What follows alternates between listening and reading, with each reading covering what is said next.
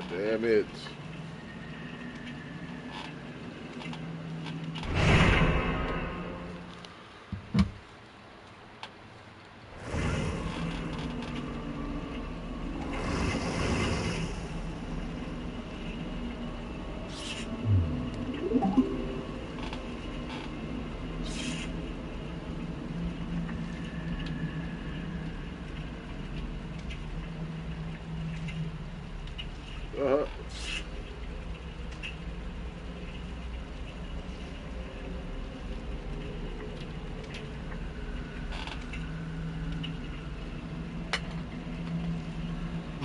This week, raspberries, Greek yogurt, light strain cheese, broccoli, broccoli, broccoli, and broccoli. Shop Aldi first, and cover your week for less. It's an Aldi thing. The NBA postseason starts April 14th, only on Prime. Welcome to the game! It all tips off with the soap.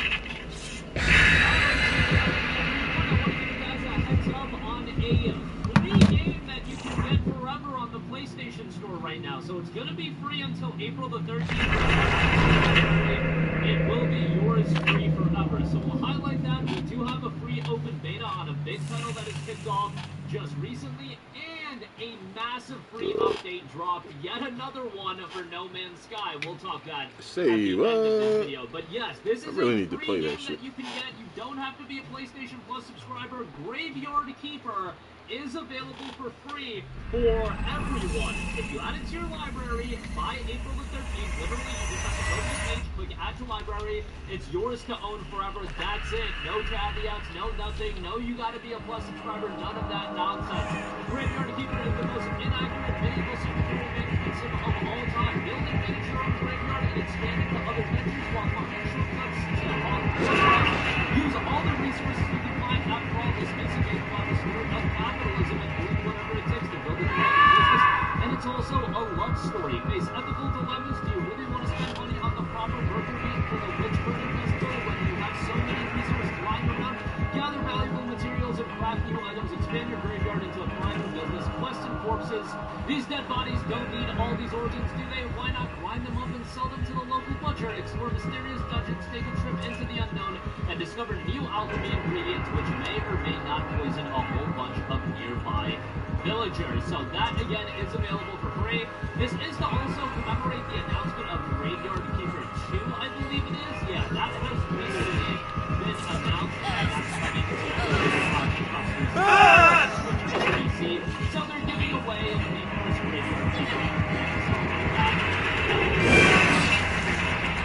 Sometime later this year.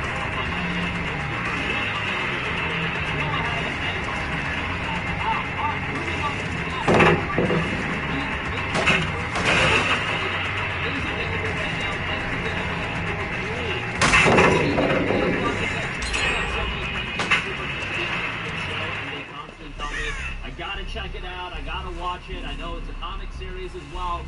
Your boy doesn't watch a lot of TV these days, or television shows in general.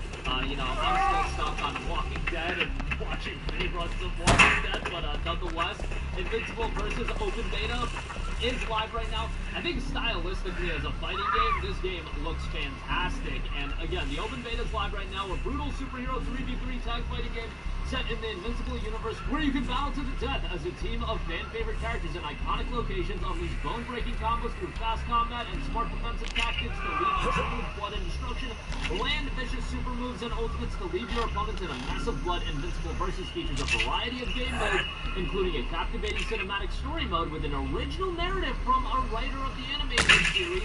Jump into arcade and battle with your team, hone your combos in training mode, and test your skills against the world in competitive and casual multiplayer. Show comic fans and fighting game lovers will experience unparalleled heroic brutality where every earth-shattering blow will leave you feeling invincible. This is the debut title from the newly formed Order Up, the first in-house studio at Skybound, led by former members of the core killer Instinct Filtered team of the team. They're obviously fairly experienced. Right now, the reception on PlayStation is really high. 19 reviews only, but a 4.9 is pretty darn good. And actually now, there's 454 ratings for the page, 4.87, still very good. The game itself will be $49 million. You'll get the base skin, the Zero Suit Mark skin, which is also available in the base game, and then the Year 1 character pack and the cosmetics as well. The Invincible versus Open Beta is live right now, free for everyone, and Invincible versus itself will be launching at the end of this month on April the 30th. So be on the lookout for that. I know a lot of you guys are probably fans of the show. And the show is airing right now. There's new episodes. All my buddies are watching right now. Big fight in my premises over somebody watching the episode without another one of our mutual friends being present. People take Invincible television shows very seriously.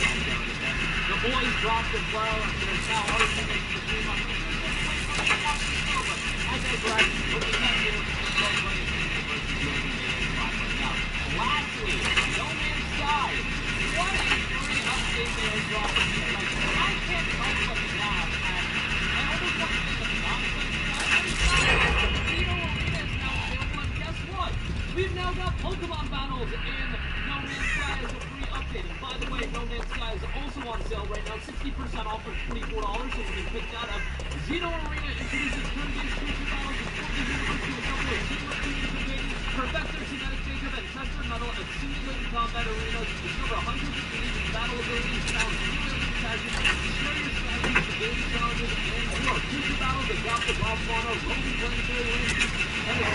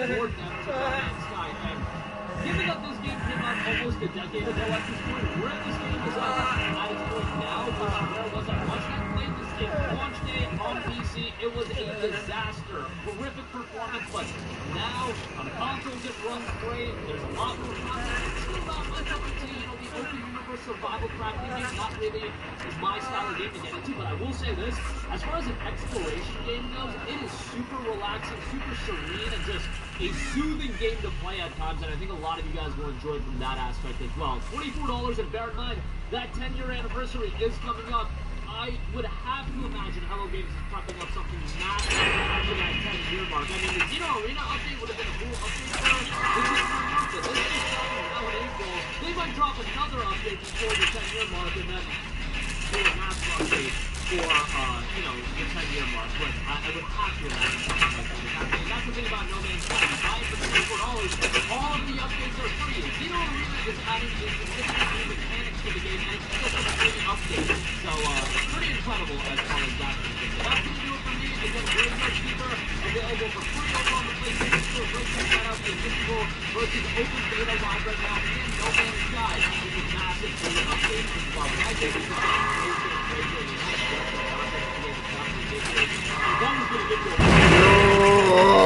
It's almost like a live service without any of the microtransactions, which is incredible. And we're talking about how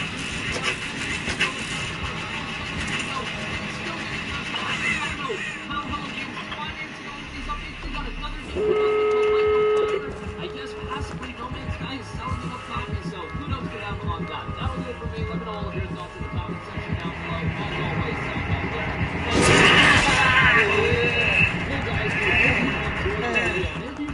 sure to hit the subscribe button. If you're already subscribed, do us a favor and hit the bell icon. This way you'll be notified whenever we post a new video. That's the best way to keep up with all of our uploads. We usually try to upload 2 videos a day. And hit the bell icon hit this. As always, thanks for watching. Every legend starts somewhere, not on the spotlight, in the work. It starts here, dialing in your swing, leveling up your run. Then, it keeps you walk in. From ripping your country on the wall to building the golf club. It's your job, your show, it's your mark. Become a legend.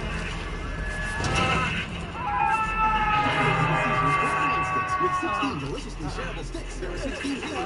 Using that, they're perfect for sharing. 16, just look at all these toppings. They're making me hungry. Share new Little Caesars 4-in-1 sticks for only $7. It's a big time.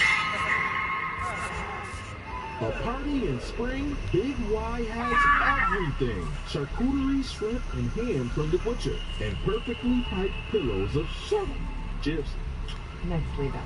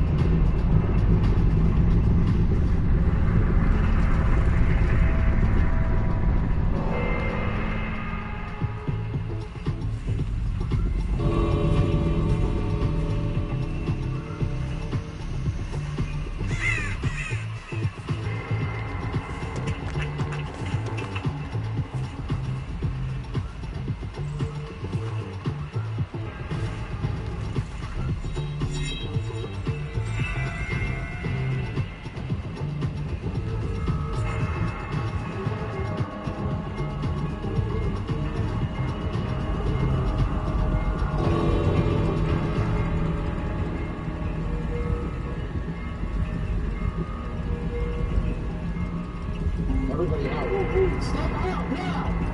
Let's go. Step out. I don't believe the word is. I think that. Try to get in the closet. I'm not trespassing to walk. This is not me. Okay, stop pushing me.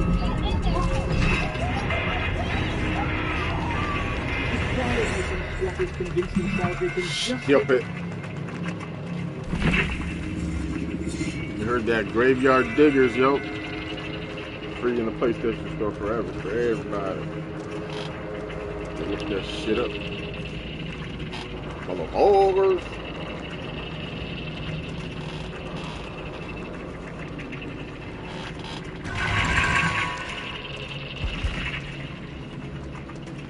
Just play around over there, yo.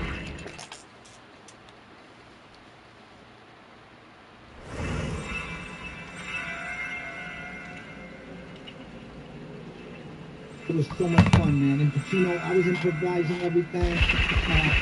The time allowed me to put all my friends at my booth in the club, in the discotheque. I had my ex-wife, we won't talk about her, and then all the other people were like Nelson Bass. How much she took? She took a lot. At the time, it was almost 50% of what I had. Yeah. Jesus is Lord. In LA, she's not gonna hear it. Jesus is Lord, man. Well, you had no. Who's had a good divorce? Nobody's had a But that gets quiet. No, because with no disrespect, because I got a lot of friends, they divorced wives, but that's like, you consider that a job, man. Like, well, you're gonna lose wives of athletes and all that, like that, like. But they and then they become what businesswomen. Once you give them that 20-30 million. Their new shit under their Instagram and everywhere. It's like, yo, this is the business lady from this and this and that. And the only business they did was taking niggas money. Yeah. This shit is out of control. I'm sitting there like, the businesswoman of the year. I gotta throw a flag in there before we all get canceled and shit. I got a lot of sisters that's fucking divorced. How many ex-wives do you have, Joe? I don't have ex-wives. The problem is, Anyway, it's a huge hustle these days. No, it's a huge hustle. But yeah. So that movie changed my life, Carlitos. But you know what's interesting to me, Joe, is that Scarface, because there's such few Latin representation, and we had no positive representation in that era. It was all like drug dealers, because everything in Miami Vice, every Latin character was a criminal. And then if they had more positive Latin images, would you have gone into a more positive path? Or because Scarface was even a white guy playing a Latin guy. I was just headed for the wrong path. I had a father, he worked his ass off. I had a mother, she worked her ass off. I had love in the crib. And I was just looking for the wrong shit, no matter what. So, no, it's the truth. I had a father that loved me. He worked his ass off. Like, there was days my father would come home dressed like you and fucking just throw himself on the bed, and we saw him the next morning. He didn't even eat dinner. They had that motherfucker working. Yeah. And my mom, same shit. And I still, the minute I could run to the streets, I ran to the streets. I was very ambitious. You know, almost like Benny Blanco. Yeah. I was very ambitious. You're still very ambitious. That hasn't gone away. No, it's something I'm blessed with, because there's so many people that choose to live a mediocre life. They choose to, all right, we did it already. You know, I'm at the point, I ain't even gonna lie to you. If I put my lifestyle down, you gotta put it down. You gotta move somewhere where it's cheaper or something like that. I don't gotta work no more. Right. I could just watch TV and shit. Oh, you downsize so you could, yeah. Well, that's smart. That's a smart move. That's a smart move, but not for me. Oh, see, I'm Benny Blanco. I'm still walking. Oh, yeah. Well, you got all that bling that can't be. Yeah, I gotta come up with this restaurant. I gotta be in all the hot spots. But I am saying, if I ever wanted to get myself a nice, affordable, middle-income, nice house and watch Jeopardy at 7:30, I could do it. You could do it, but that's not you. That's not you. You got too much going on. Nah, I got shit. You know, that's the story of my life. How much does this gig pay you? How much does this gig pay you? It's paid really good. Well, how much is really good? I need numbers. I can't. This guy won't give me. He won't give me initials. He won't give me numbers. My get out of this. Listen, my ex-wife will be coming for some fucking money if she sees this motherfucker. Huh? Oh, that's why you missed a few. Yo, you crazy? You don't want Tita from the block coming for a fucking lifetime warranty. That bitch, are you crazy? I can't tell him numbers. That's a new thing. I don't do that. What was that? Well, no prenups? No, we come from nothing. Right. So everything since the beginning of time of rap music has always been bragging. Bravado, of course. Right. You know, fucking Melly Mel still living the box. And he's like, Sugar Pal, Melly Mel. They was talking about that shit from, but in any case, back in the days when any rapper was getting a big track for some new success, they would announce it. First guy from Brooklyn to make 8 million. Yeah. Put that shit up on the rappers, and the motherfuckers would be running in the streets, man. Like, yo, okay, baby. Now, you can go up to the CD, say I made $2. You can figure it out, do the math, look at it. I just look at celebrity work, and I go, boom, that's not true. How's it not true? See, it is. I'm worth what? It costs more than what they say my net worth. That shit been lying a long time ago. Trust me when I tell you, it's way off. Yo, that's good to know. Well, my thing is, I look it up because I don't brag about, because I go, he's worth a lot more than that. Come on, man. Yeah, bro. Hey, can you talk about my story? Thank you.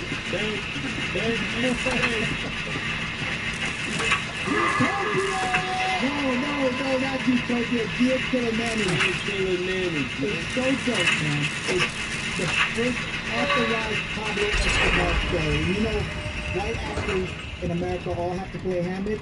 Hamlet, all Latin actors have to play Pablo Escobar. Of course, Benicio del Toro did it, Javier Bardem did it, Wagner Moura did it. Now I'm doing it, but I think I got the best accent. You think so? Best, yes, sir, bro. You check it out. You don't. I'm gonna watch. I just was watching Pablo yesterday. Look at some YouTube Pablo Escobar video, and then look at what I'm doing and see how there's no difference. There's the opportunity about Popeye. Yes. Ese sí se acabó así completamente. Yo lo estaba viendo ese Popeye, estaba en Colombia, lo estaba escuchando todo el tiempecito. Yeah. You got to meet the real Popeye? Cause you got No, I didn't meet the real Popeye, but I studied his videos, and I met his son, Pablo Escobar's son. He changed his name. Nice guy. Just seen the thing on his wife yesterday too. Yeah, the dude escaped the sins of his father, escaped the lifestyle. He became a psychologist, travels around the world giving speeches about positivity. Like, he really ran away from that. He could have chosen to keep going in the father war. Because the reason that Pablo's still magnetic is because he's the wealthiest gangster that ever lived in the history of the world. He died with $30 billion back then. Today's base would be $70 billion. Well, I mean, let's do a toast to the new series. Come on, two-time. This guy's called two-time a fella. Don't tell me why he wears those shoes. I don't know. What kind of shoes is those? Penny loafer sneakers. He got the leakers. He wants to go double viral and I'm there for it. Man went viral with them fucking astronaut shoes he got on right now. Penny loafers? Yeah, he got sneaker penny loafers. You got a penny in the penny? No, that's no a loafers. question. He got the Sinaloa cartels. This shit. Yo, He got the Sinaloa.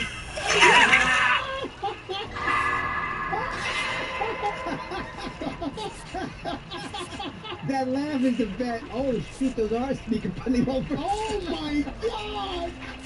Oh shit, I never seen those. I've never seen those shit. Those are the skedaddles. You're close to the new series.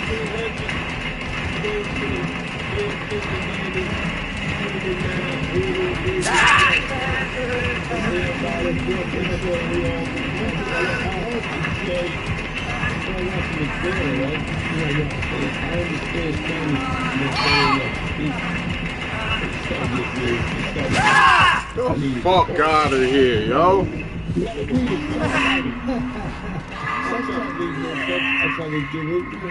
you can't do like subtitles? Like, try to go like dual Especially in Colombia, they talk fast.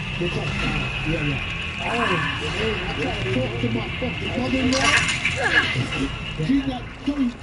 She told you what you eating for breakfast.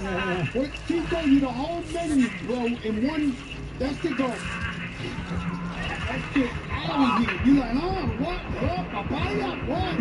Right down, they motherfuckers talk fast. Yeah, talk fast. You need the subtitles. You know, I want to see that series because to me, thus far, yeah, the best Pablo was the cheapest version. Which was They that? had like a Pablo novella. Yeah, oh my god. That guy was good. That huh? guy was better than me. Don't Yeah, say I'm that. gonna admit that. That Like, guy was really good, he huh? was incredible, man, because he looked like him. He spoke like him. Yeah. The novella guy. Yeah, that guy was killer. But I'm better than all the other North American actors. I'm better. I am. You Go wanna know check what's it. Go crazy? check that motherfucker out. To say it for you, I'm watching this shit with 20 black guys. Every time that shit came on, we in the studio in Miami. We all watching, reading the subtitles. We didn't miss one part. Dude, that series is incredible. It's 80 episodes. You ain't It's watch not all 80 songs. Well, You watch we all watched 80. it every day. Not 80 episodes. Telling you, You're too busy making money. We was How's that in the celebrity work studio gonna get bigger if you're watching recording, TV? we were recording we pre-podcast. We was in the studio 20 deep every fucking.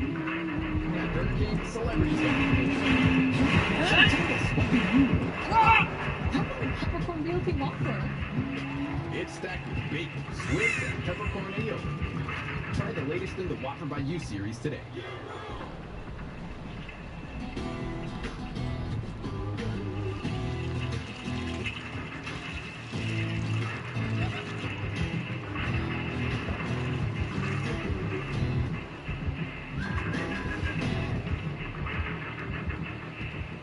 We was in the studio 20 deep every fucking night watching that. I mean, when it first came out. So watch this series, man, because the Sun gave us all the intel on what was happening behind closed doors. And even though Pablo was this sociopath, gangster, assassin, he so loved his kids, like hugged and kissed. And he told me back in the 80s, Pops was tough love. They weren't hugging and kissing. Like my dad, when I was growing up, he was like, every day you get stupider by the moment. Congratulations. How do you become even stupider than yesterday? That was love back then. But not Pablo, because Pablo was on death row all the time. So he'd hug his son, kiss him, said, I love you publicly and everything. He got changed by his thing. So what? He got all the get vulnerable and tell gangsters you have children that give you Achilles heel. That's how they're gonna get you. And that's how they got him. Man, what a fucking story, man. I was just was crazy. I'm so I don't know if it's a force, but the fact is his lifestyle. Damn it. There watching the story of his life and how he met her. He met her really, really young. Well, he was young, but he was really young. He was It was tangible. how old was he? He was 21. 21, but still, I mean, that's still way too young. No, that's not right. That's But back in the days, was that It wasn't the 1800s. It was 1980. Come on. It was still not cool. It was not as cool yet. crazy? It wasn't cool. No, but he had mad power, and he thought he could do whatever the fuck he wanted, so he thought that, yeah, that's wrong. I lived in a lot of bad shit. Of course, if you believe, Right in your life. yeah, they're still out there. He's got 2 kids, and his son is doing great, man. He authorized this show. He consulted on it. He talked to the writers. His dialogue in here that I go, incredible. This is not dialogue. These are spoken words that he had in life. These words were actually said. And when he confronts his father, because the kid can go to school, because the DEA would catch him or he'd be assassinated, the kids were scared of him. They had to be homeschooled. And so Pablo got him these assassin nanny teachers that were his nannies, teachers, friends, and family. But you know, you can't control them. Yeah, they can't control them because they're not family. So some of them became informants. Pablo had to kill them. The kid doesn't know what to do now. He says, these people are my family, my friends, and we kill them. And he says to him, what do you do? If mom crosses you, you're going to kill her? If grandma looks at you the wrong way, you're going to kill her? These are actual words that the son tells his dad. You know what's crazy about being a gangster, especially in America? Well, it's everywhere, but especially in America, is God forbid you born with the name God, like John God. You could be the 17th grandson, you're already a villain. You're in school and they looking at you like you're a mafia boss. Right. They on your ass. They don't want to hear nothing. They lock up anybody. You know, was what I noticed about life. Say it's still feeding. Pablo Escobar, his son, is giving the rights to the movie, so they're still eating off the father's last name. But he's not taking the $30 billion that he could have had. I know, but what I'm saying, that we know of. But listen to what I'm Right, saying, true. right? What we're saying is this, right? I'm not even glorifying that like that. What I'm saying is, when you look at the Roman empires and the movies and all that, everybody always kept caring about their name. They were like, I'll break down every statue with your name. Your name will never be told in the streets, this, that. And it's all about your name. So these kids that be born Jonathan Gotti from fucking pre-K, they looking at you like, he's going to federal prison. He's a Gotti. He's gonna go, and Pablo's son's probably one of the only kids that So many people. Absolutely. He had there's families of people that want to do it. Oh no, he's not in it. Well, he was a kid. His dad was shot when he was 19 years old, so he didn't really get into the dance. And his dad was protecting him from that. When his dad was only 19 and he left in terms of marriage, the mom took him away from the country, and moved out, went incognito, and then he resurfaced. you know, after they had taken down the enemies, the government had taken them all down, and then he stuff. But you know what was crazy? If you think about it yourself, she went back to Colombia. They murdered her on the motorcycle guy. Came to murder her the first station touchdown. Wow. She was like Pablo's, you know, she was killing everything too. They killed her. They ain't let her live. The minute they killed her, Was that Pablo's people or was that the other nah, person? just Colombia. She killed so many people. That's what I'm trying to tell you. Yeah, no, the people are gonna come back to you. Yeah, somebody, you know, unfortunately, when you see these movies and they see the little kid, what we gonna do with the little kid? They usually kill the little kid because they know he's they're gonna like, be he's coming back. You know, we killed his whole family. Yeah, he's gonna want vengeance sometime. So this guy's very lucky that he's able to even. It's amazing how you know the psychology of it all. I mean, he's like a Wikipedia on gangsterism, hoodington. Kid's gonna come back, dude. But not this kid, because this kid left him like, yeah. His mother too. His mother's like an advisor or something. Like But it's true. I mean, what happened to his $30 billion or $70 billion? No, it's there. It's there somewhere. Yeah. Do they keep finding this money and shit like that? No, nobody's found anything. There's a whole bunch of stories out about decayed, rotted. There's a farmer's story circulating about a farmer. There was one farmer that found a bunch of money and they turned it in. He turned it in. They marked bills too. Aren't they marked bills? No, it's old school money, but he's scared as hell. He got a farmer, he finds 700 million.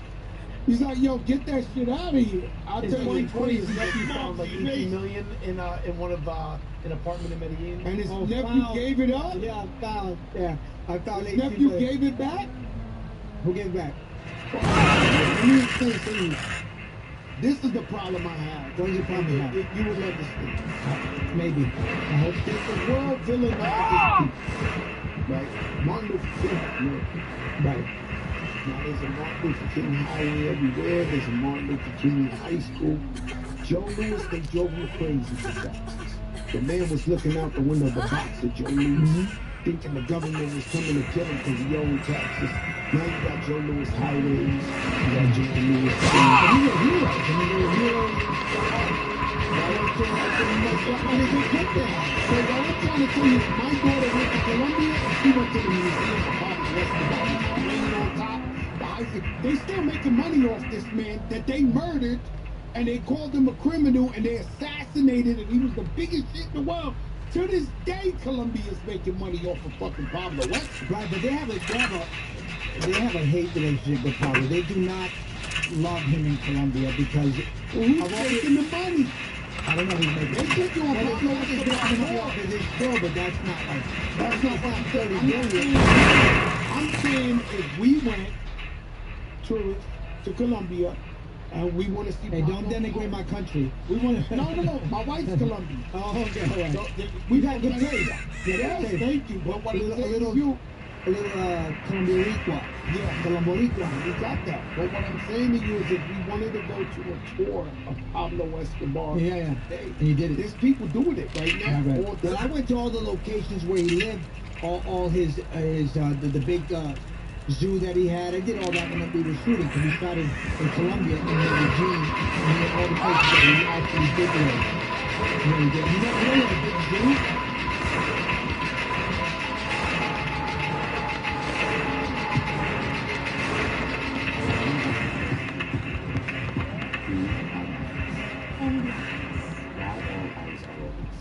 This is bigger than that.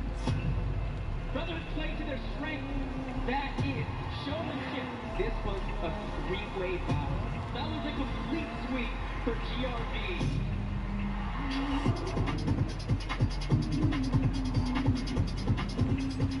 Welcome to the world stage. This is the idea. You don't want to miss this. It's VIP days at Boscov's. Brew your favorites for less with the Keurig single-serve coffee maker, just $59.99. Stock up and save with Keurig K-Cups, now 25% off. VIP days start Thursday, April 9th at all Boscov's. comparisons with me and you, I just tell him, did you ever hear him say, you know, when he called the nigga when he held it for? That right there, for me, I never got a rebuttal. What the fuck gave you one of those too, right? So only live niggas coming from y'all. So that's what made that win for me. But, you know, after, you know, whatever is wrong. What you got? Oh, no. I'm saying it's good. After he said that, he said,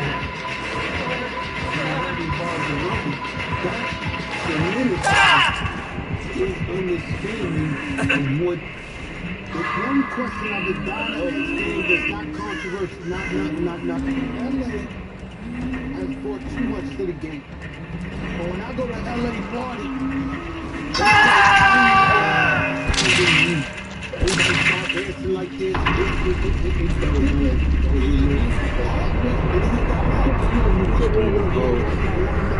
Nobody else can find that fucking totem, that lit up totem of fucking fuck. You know what the fuck they doing, nigga? I'ma get this calls. I'ma get this Serena Williams crip walking in the front. Yeah, I'm gonna go back upstairs. What I'm trying to say is, LA got their own sound. They got their own flow. I'm gonna jump around through a bunch of random 1 hour streams. Yeah, I know it's the mic right here. I don't want to put this shit up too high. Game is the only Cause I don't got the shit coming through the headset that you can hear fucking everything. And make New York music. I know it's LA music. No, it's not. I'm using my external mic. LA music. You know, this shit getting loud if I put it too high and it picks up everything. You're the only one. And he just told you he was listening to. I told you, bro. Hey, I'm not gonna lie, man. I've been you know, not to cut off A few hours streams and shit. Can I explain something? I want to Yeah, you know, double time. We doing double time over here. The man's in Compton. Gang banging. Niggas just like Gotta run another one. Like I said, I'm gonna do a quick hour on everything. They listen to all that backyard boogie and the main crew with the New York flow, the New York music. I don't know how you did that. That's what I'm trying to like we're winning. I'm gonna walk you down real quick. Is three elements to the three elements to the answer to your question. Number one is 60 minutes of fun with Fun Flex off rip, right? I have every Fun Flex tape. I even emailed my demo to Flex on the tape. He got it. Flex wrote me back. You know, I got Fortnite down here, bro. I don't know how much longer I'm staying down here. He says, "Oh, you're in New York, come see." This is why to this day, if I can call Flex right now, I guarantee you we pick up, and he'll counteract the story thing. That shit right there, right? Counteract the story, or he'll fucking poem song. Man, now you got me fucking up. This is no he'll lie. Counteract the story. When me and you get to doing our shit like this, they say we lying. When Pun got out and he put the album out, and everybody was on "I'm Not a Player, I Just Crush It," I was on "Punish Me." I was the luckiest man on earth. My business was worth anything. You know what I'm saying? Like, that's what I was. And I was on Digging in the Crates. That's the album that changed my life. Two of them, right? It's Illmatic.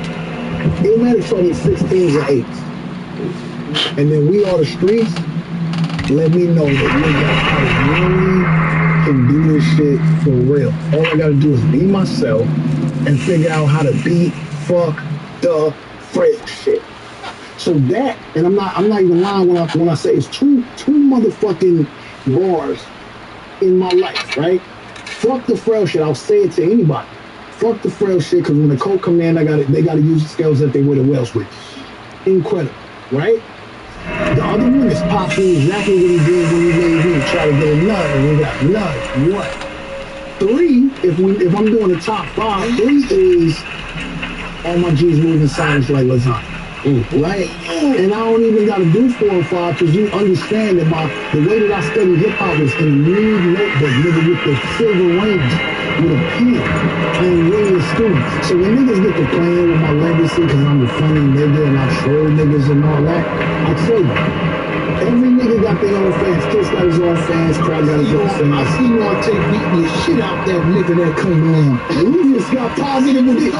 Oh, I'm sorry. They got a great court. Hey, yo, D1. Yeah. Come in, man. That's it, no. Come in, man. Hold on, because we can't have. Hey, yo, D1, let me talk to you. D1, we can't have our hip hop goats bringing up old beats to start trigger shit. No, we don't. We in Los Angeles too, D1. He a goat. That's what I'm saying. Joe, what's wrong with you, bro? Right here, D1. Come on, man. Joe, come on. Yo, hey, D1, we're too late in the game. Yeah, hey, talk to him. It's only hip hop. You don't see country stars talking about, well, Garth Brooks. Remember back in the day when you was beating the crap out of Rod Stewart on camera? Well, we gotta go. A legend. I'm still gonna see legends do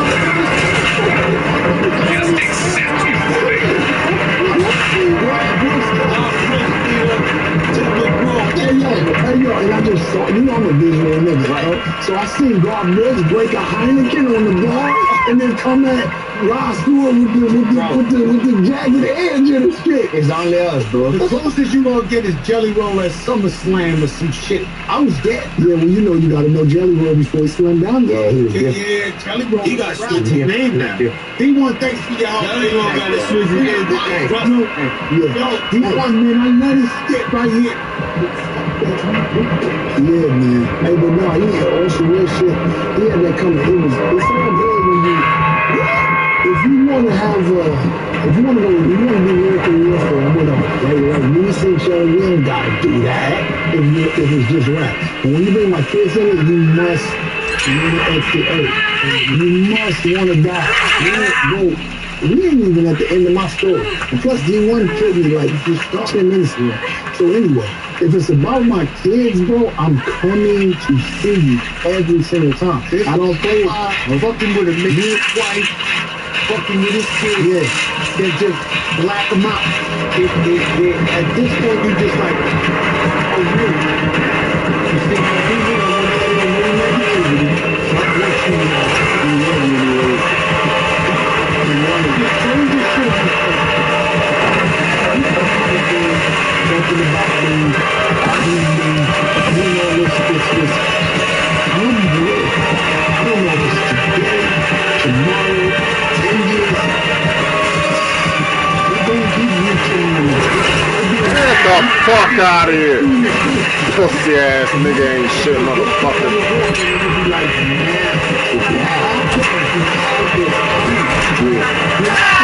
Because I know, so when I see somebody just go, I just loud about it. But what's gonna bring you to me? And I ain't talking about devil, because I ain't got nothing negative about it. God bring him to me someday in the Dunkin' Donuts. Hey, Alice, how we doing? What's going on, buddy, with all that shit you've been for? It's just very hot. Hey, whatever. I mean, the middle of the pandemic. That's right. It's just going on. Let me tell you something. Middle of the it's the game stuff. It's always in bathroom when he drank toilet water in the middle of Madison Square Garden. I can't do that. The guy, I can't do that because the guy, hey man, he's a good guy, man. You know, this positive commercial weight, this positive commercial weight goes out to all those kids Joe robbed in that gym.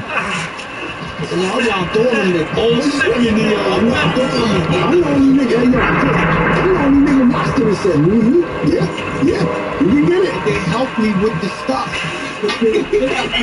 I get another one, Dante. Give him the strong stuff. I love this, Jay. It's what you want me to do. Listen, D1, stay positive. There's quick niggas and there's real niggas. I'm sorry that you can't fathom that because you used to get smacked on the back of your neck and keep it moving. Yeah. There's guys out there that were maniacs. They like, yeah, crack, you get it, crack. You know what's up, yeah. I mean, it is what it is. I was too loud. I used to get bullied. So this is how it starts, people. I used to get bullied. He used to jump me. And let me tell you this, right? Do you know how hard it is to know, to be in type? This is how old it is. Typewriting class, look out the window where every girl in the classroom saying, Joey, they're waiting for you 3 o'clock. You look out the window, they go, you ever had that? Yo. I think every fucking day. I got a story. I'm gonna I went to school. I never dropped out. I went there and got my ass whooped every single day. I had hair. They would pull my hair. They'll beat the shit out of everybody. Did that traumatize you? Yeah, I'm traumatized now. And yo, I got still. I'm traumatized. I got one of those. And then that's what turned me into. Cause you know what happened? They caught my man, who was my best friend in junior high school.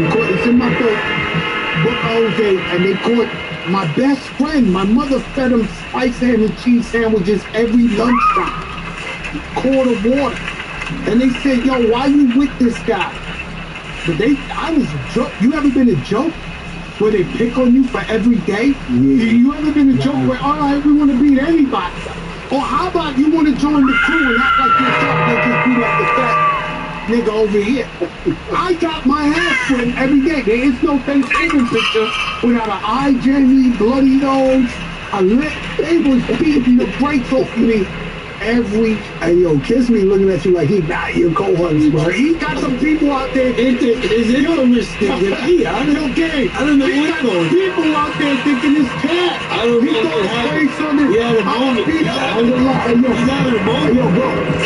Let me tell you something. My man Lenny, let him spend me. Who was that? He's looking for the more. Black man with every day. They came in and they said, yo, if you don't jump in with us, we're gonna jump you. And guess what? My best friend Lenny jumped me with the lips. Lenny was that. Fuck him. But you know what? He would have still been in G. Lenny would have still been in G for sure. Lenny was. He's annoying. So I have no choice. I just go to my boxing and black. Unfortunately, every more important person, the more crazy person that ever beat up the bomb, he just said, I was here. Yes, so he can't go. I can be 50 seconds. I was probably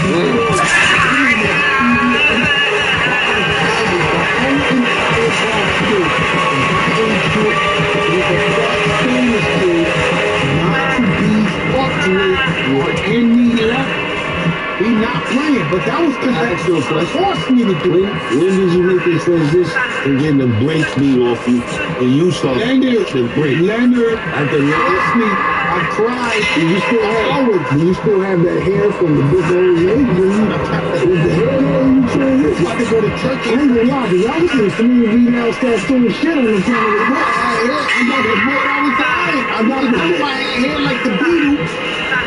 And they thought I was dying. I'm like, yo, I had it here. Like, you got me fucked up. I had it here. And so they taught me how to picture that I had hair. Yeah. Right? And so Dave, man, my brother, you into everything. You know, one day I'm in Africa. Right? I'm not gonna say no. No. You know how you got out of here. You can say it. You got it. I say it. Hey, yo.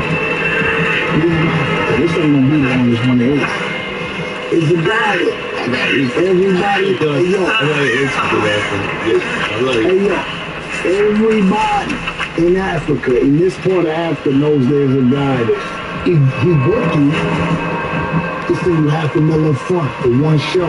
You feel like I hit the jackpot. That's right. 500,000. All I gotta do is go do playoff shit. I get to Africa.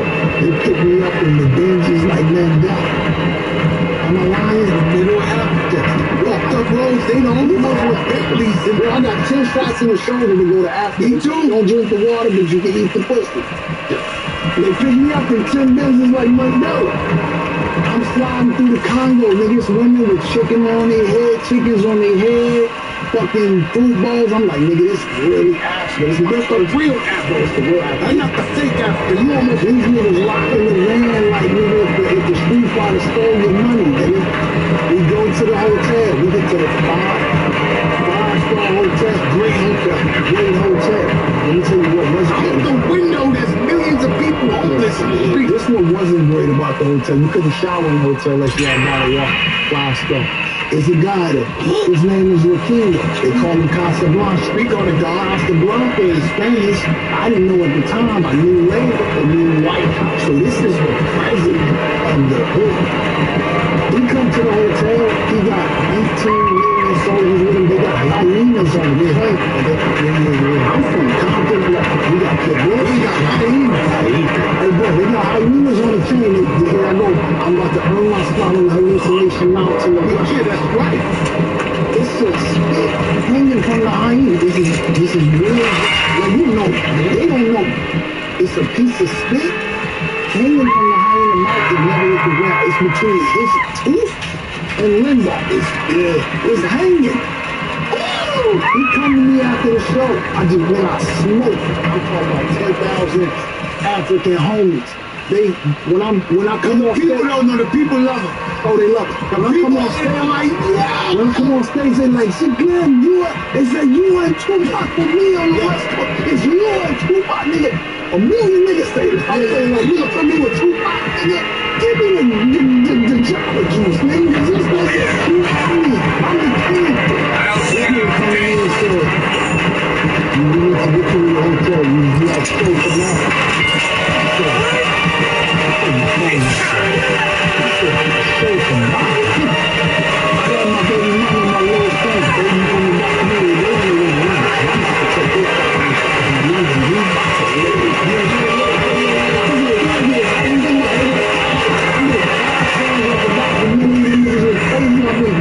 I'm going back to the game. It's for 100,000 per shot.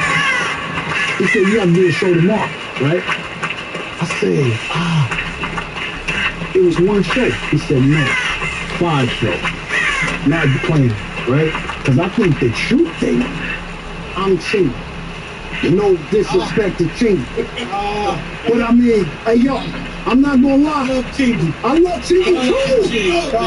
Hey yo, what I mean is, listen. What I mean is, you know how niggas try to play Chingy like he wasn't the right fair nigga. Chingy was hot. Yeah. Chingy was almost hot as Nelly when I came in. Yeah. So when I say Chingy, I don't mean no disrespect Chingy. He understand. He been getting mad at niggas lately. Chingy been out. Now he's my guy. I love Chingy. I fuck with Chingy. And you got Johnny Tyrese keep holding me back. That shit fire. It's almost equivalent to Nelly and Kelly Rowe. But that's my time. That's my real time. But this nigga told me I'm gonna do 5 more shows for the 500. So I said, damn. So he telling you got 5 more, bro. For the bread he already sent. My kids, tell me if I'm lying. He sent you the bread before you leave. Yeah, before you leave, that money, the bread is in the bank account before you leave. Yeah, take the money. All right, man, go ahead. You know how many artists didn't go and rob them for $1 million? Yeah. I said nigga who got highly abused for the whole game of hip-hop. I'm not whole. Missy Elliott, I fucked her. This one, that one, he trying to get me to put everybody on the phone. Please, man, phone is paying $1 million. Here come, he fucked me with 100 niggas with machine guns behind. I'm like, no cap on the machine guns, no nothing.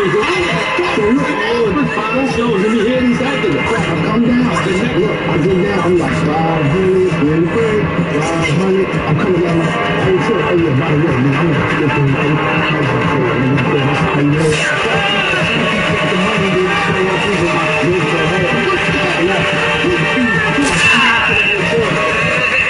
I see my cousin by the elevator.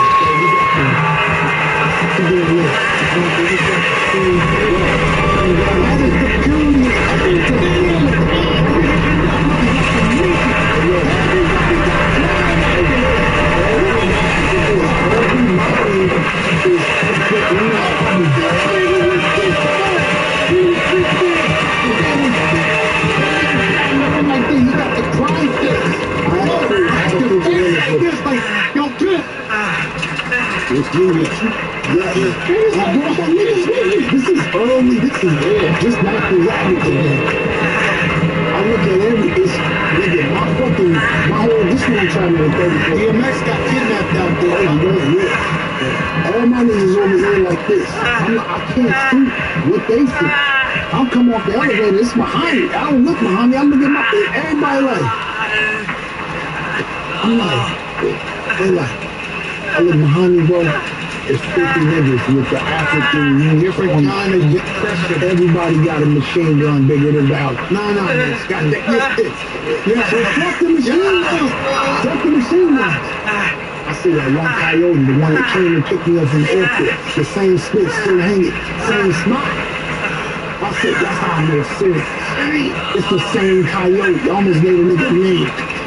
Look, he told me 5 shows. So I said to myself, I'm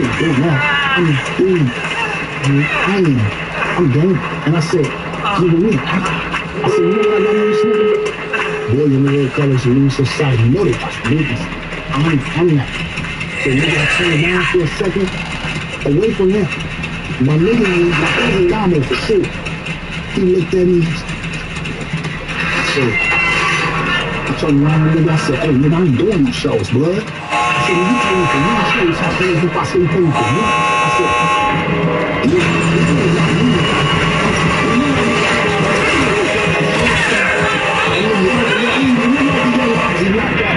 you got no light in his eyes, so I tell this nigga like you. I said, nigga, you know where I'm from, you understand that you're not doing the show. No white in it. You're not doing the show. I got my kids, mother, and Still in there fucking around? Oh, you got caught. Damn, fuck that. And they disconnected right at the end. How stupid is that? That's crazy. Get out of here. He said, okay, you come down 4 days, you do the show. Got him out of there. I said, all right. I called my kid's mom. She's like, hey, he just letting me hit there. I said, okay, I'll meet y'all there. He took us to the airport. This nigga talk too much, he yo. He said, shut your ass up, gang.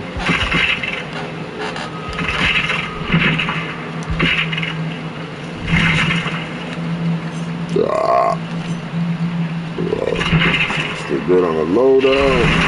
Got some of this shit. That's it. Yeah, we're only 2 minutes away from an hour. I'm gonna try to get another game in there. Level this dude up.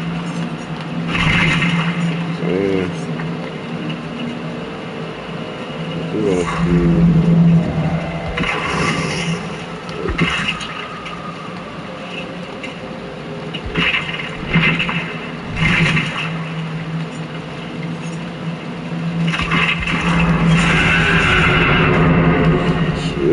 Right there, about to finish this bitch. I feel like I should just end the stream when I finish leveling up. Well, this stream anyway. Garbage ass clothes, but I mean, right there, chat. Right there. Right there with it. Hey, what the fuck is going on? Nah, hold on.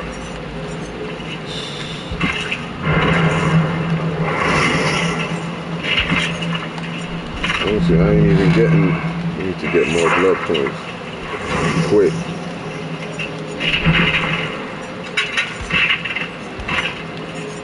Damn, 54? That's fucking insane.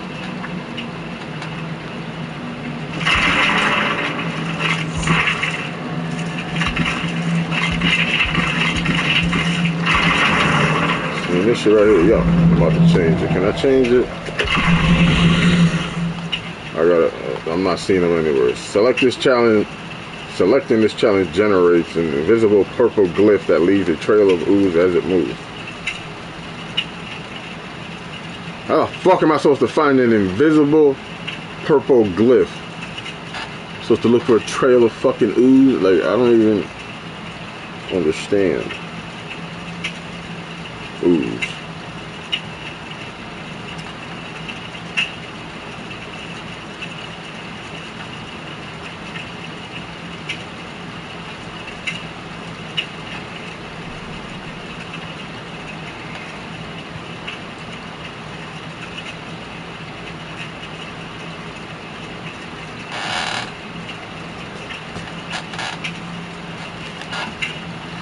See there, this is a killer shit, so I ain't even doing that.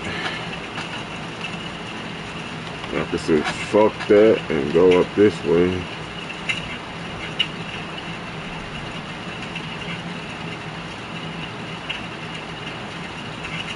Fuck it. That's dumb. How long I've been doing that shit looking for some purple invisible glyph that leaves a trail of ooze? Fuck out of here, bro. Hold up. Look at the ceiling. Motherfucker. Man, I really hate this shit right here.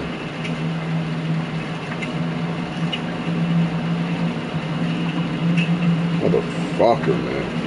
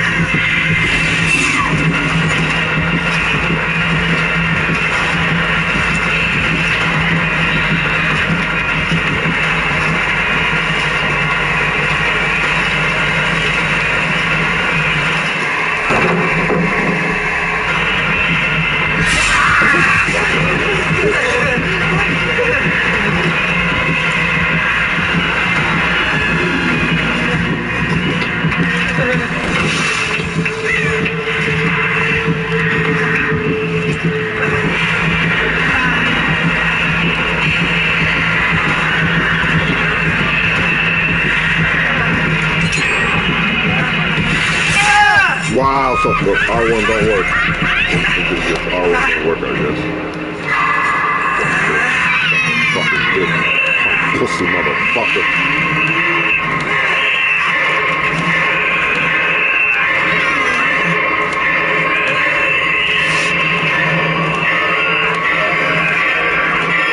Bullshit! What the fuck kind of dumb shit is that? Fucking bar completely fucking full. Fucking idiots ain't even working on gens, yo. Get the fuck out of here.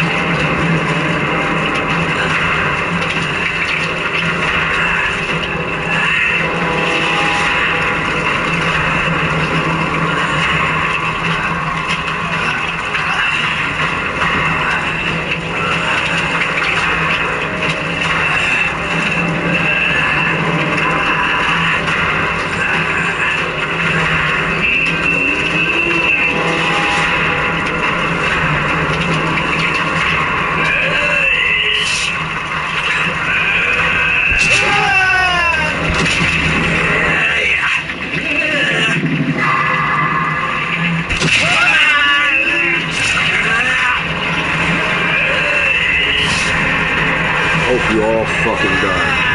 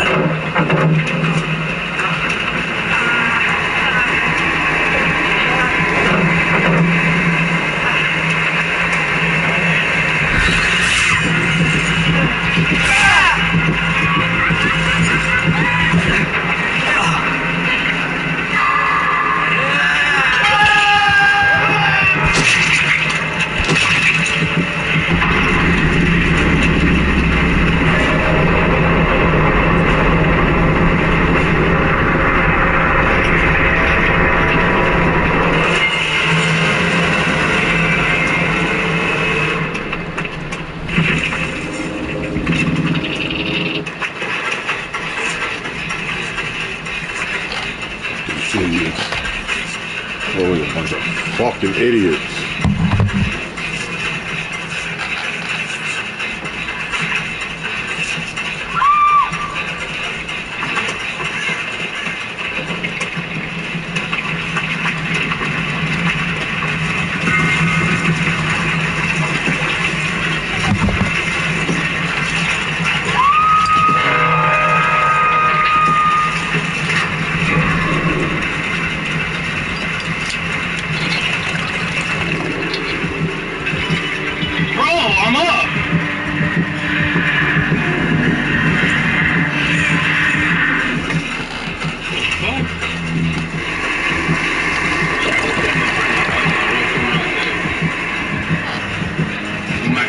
We might have to destroy it.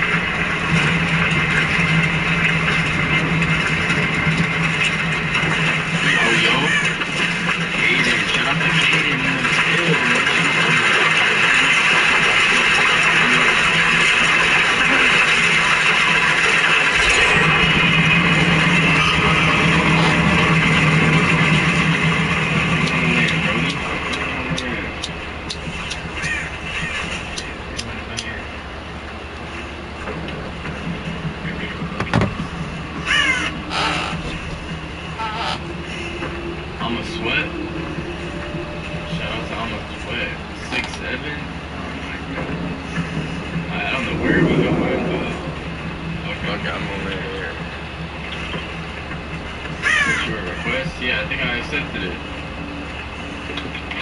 That's you, huh? I'm a sweat? Yes, sir. I appreciate those W's, man. You feel me? It's good to see those W's, man. Hopefully we get these W's, you know?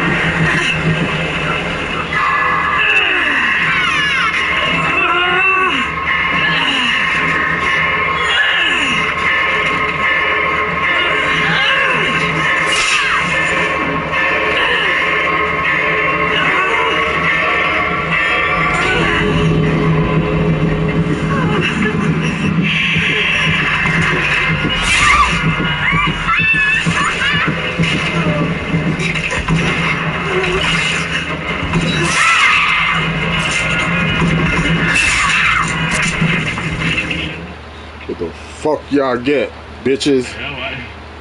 Why do you look like that?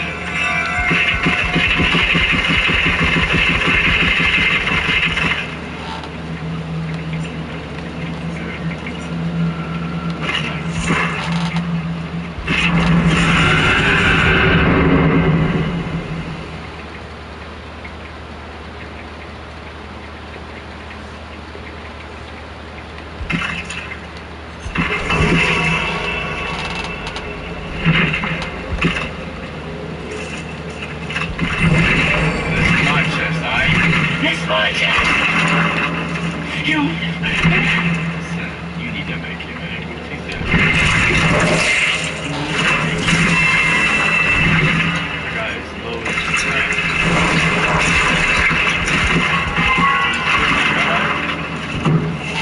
Right there. Damn.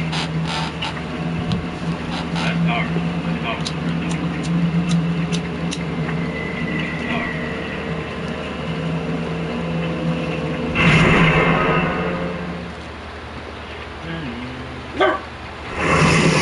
Shut the hell up. Judging by last match, it's not done. Even this game is crazy. I got lucky last match, but how did I not kill that dude? Alright, let's go to the dead man.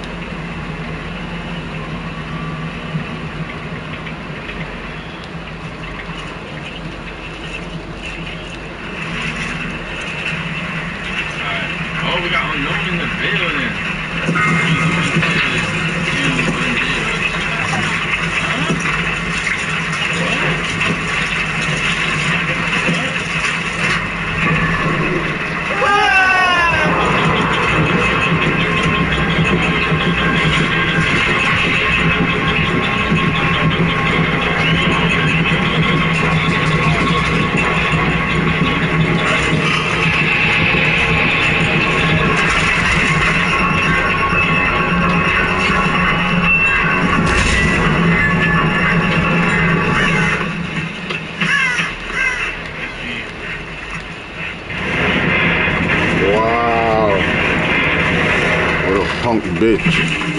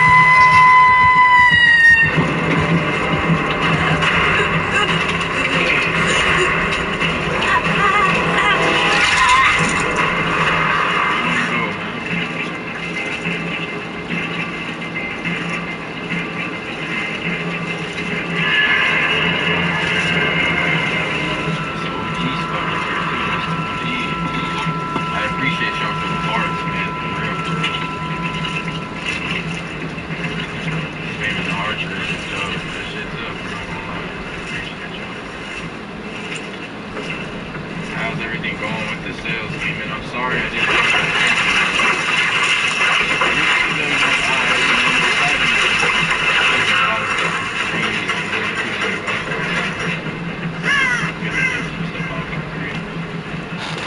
I spent a lot of money on this shit.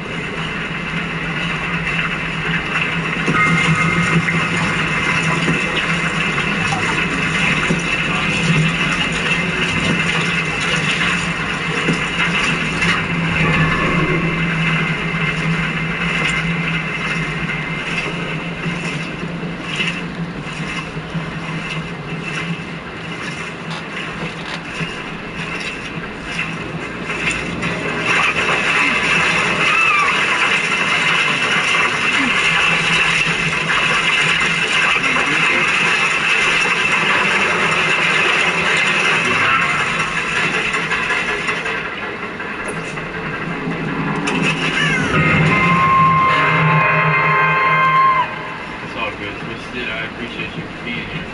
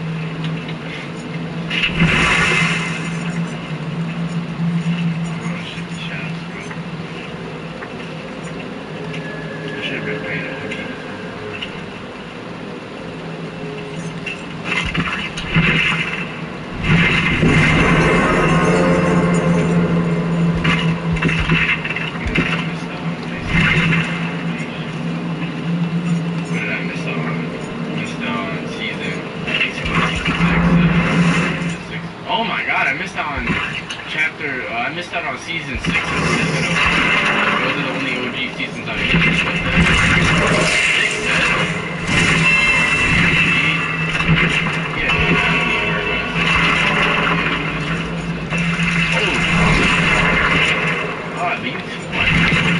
Yo, why you keep taking my loot? Nah, you can have it. I don't even want it. Oh, hold on, there's people.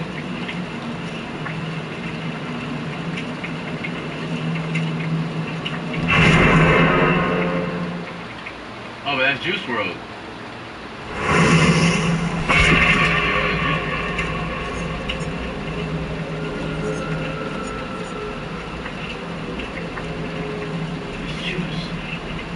Damn. We should have let them get their food though. That was weak. Yeah, thinking about it, like, why are we doing shit like that? But we're not. Nah, you wanted it, you go get it. Nah, you want it, you get it. Just there ain't nothing good in that shit. Watch, open it. Open it! I don't want it! Open it, chest! Now open it, open it, open it.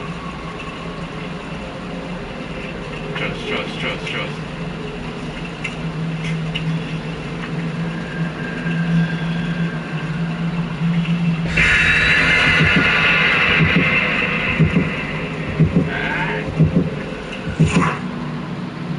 I know that song, but I can't even say that line.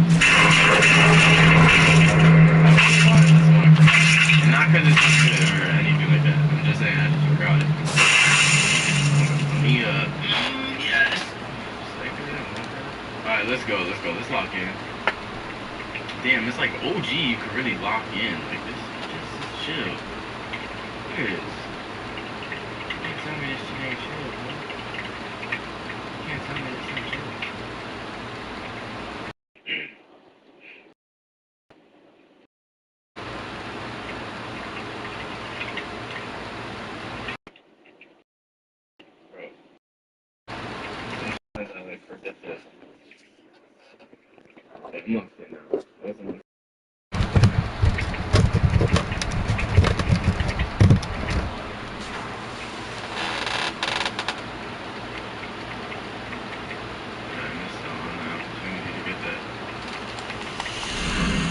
Shit, buggy.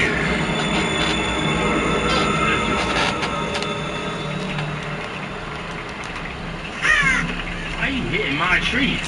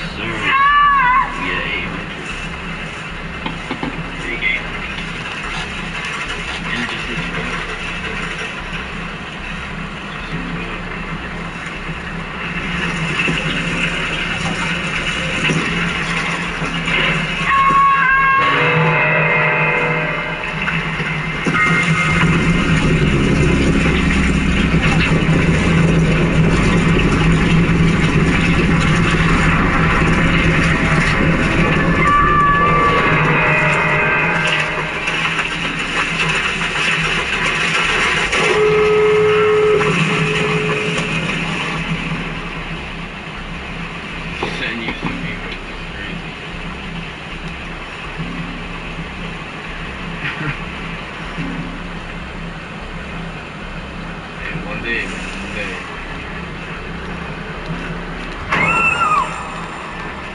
That's it.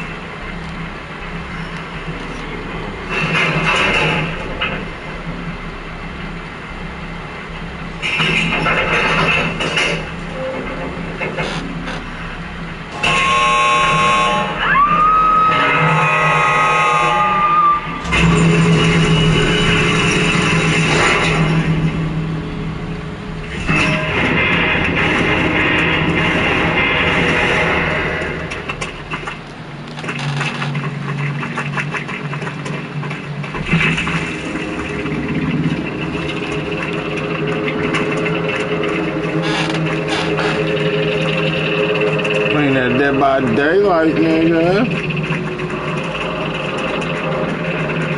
Hell no, nobody passing out. Higher than a bitch, though. Phone about to pass out. The phone about to die.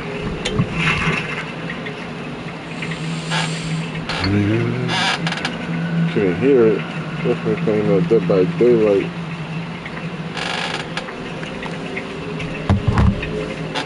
Where the fuck is the holder? Bro, what's going on? What is going on? Cool. Yeah.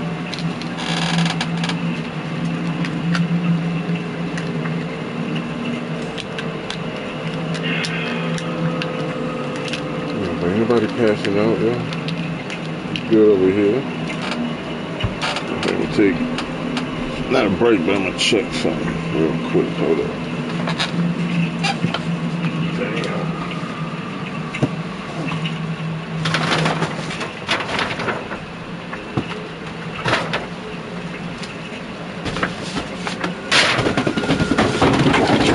Yeah, fuck you, motherfucker.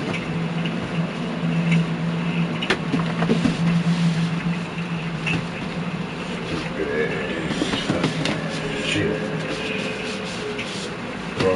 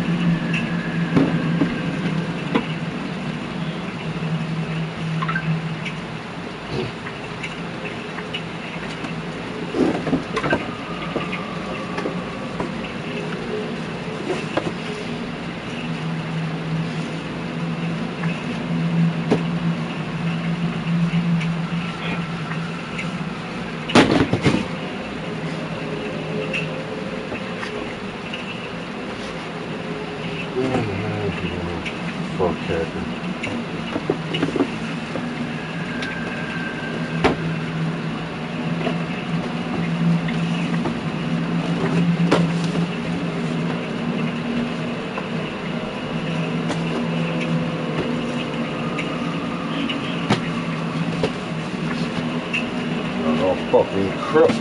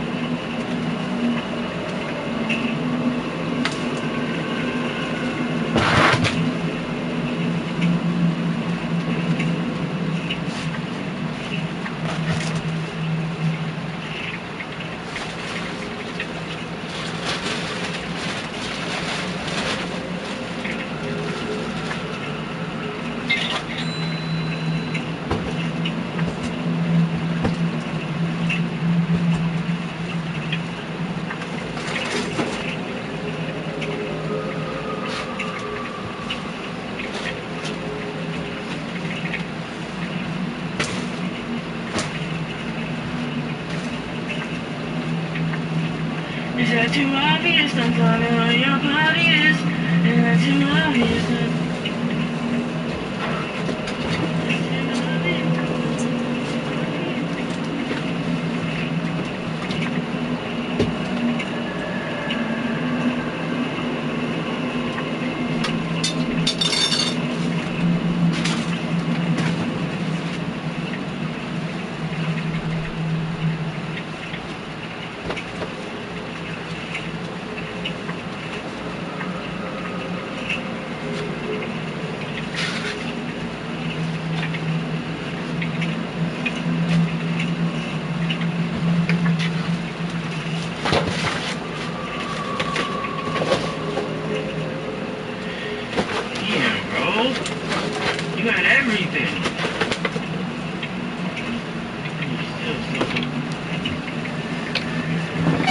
Alright, my fault. A little sidetracked. I had to do a few things.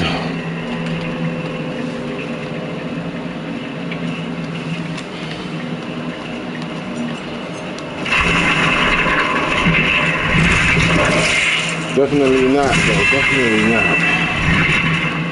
I'm passing out here.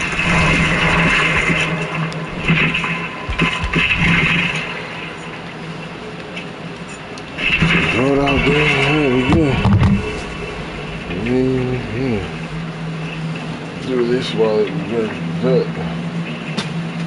Raise up.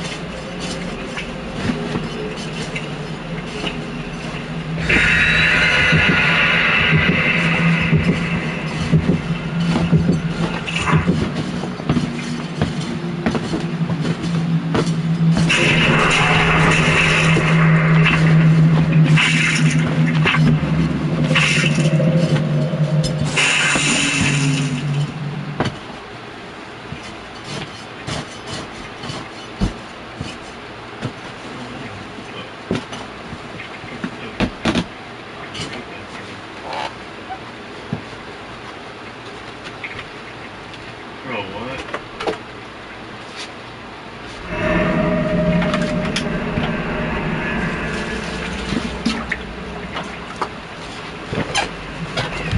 Hey, I'm back. What's up, bitches? Why the fuck is everybody standing still?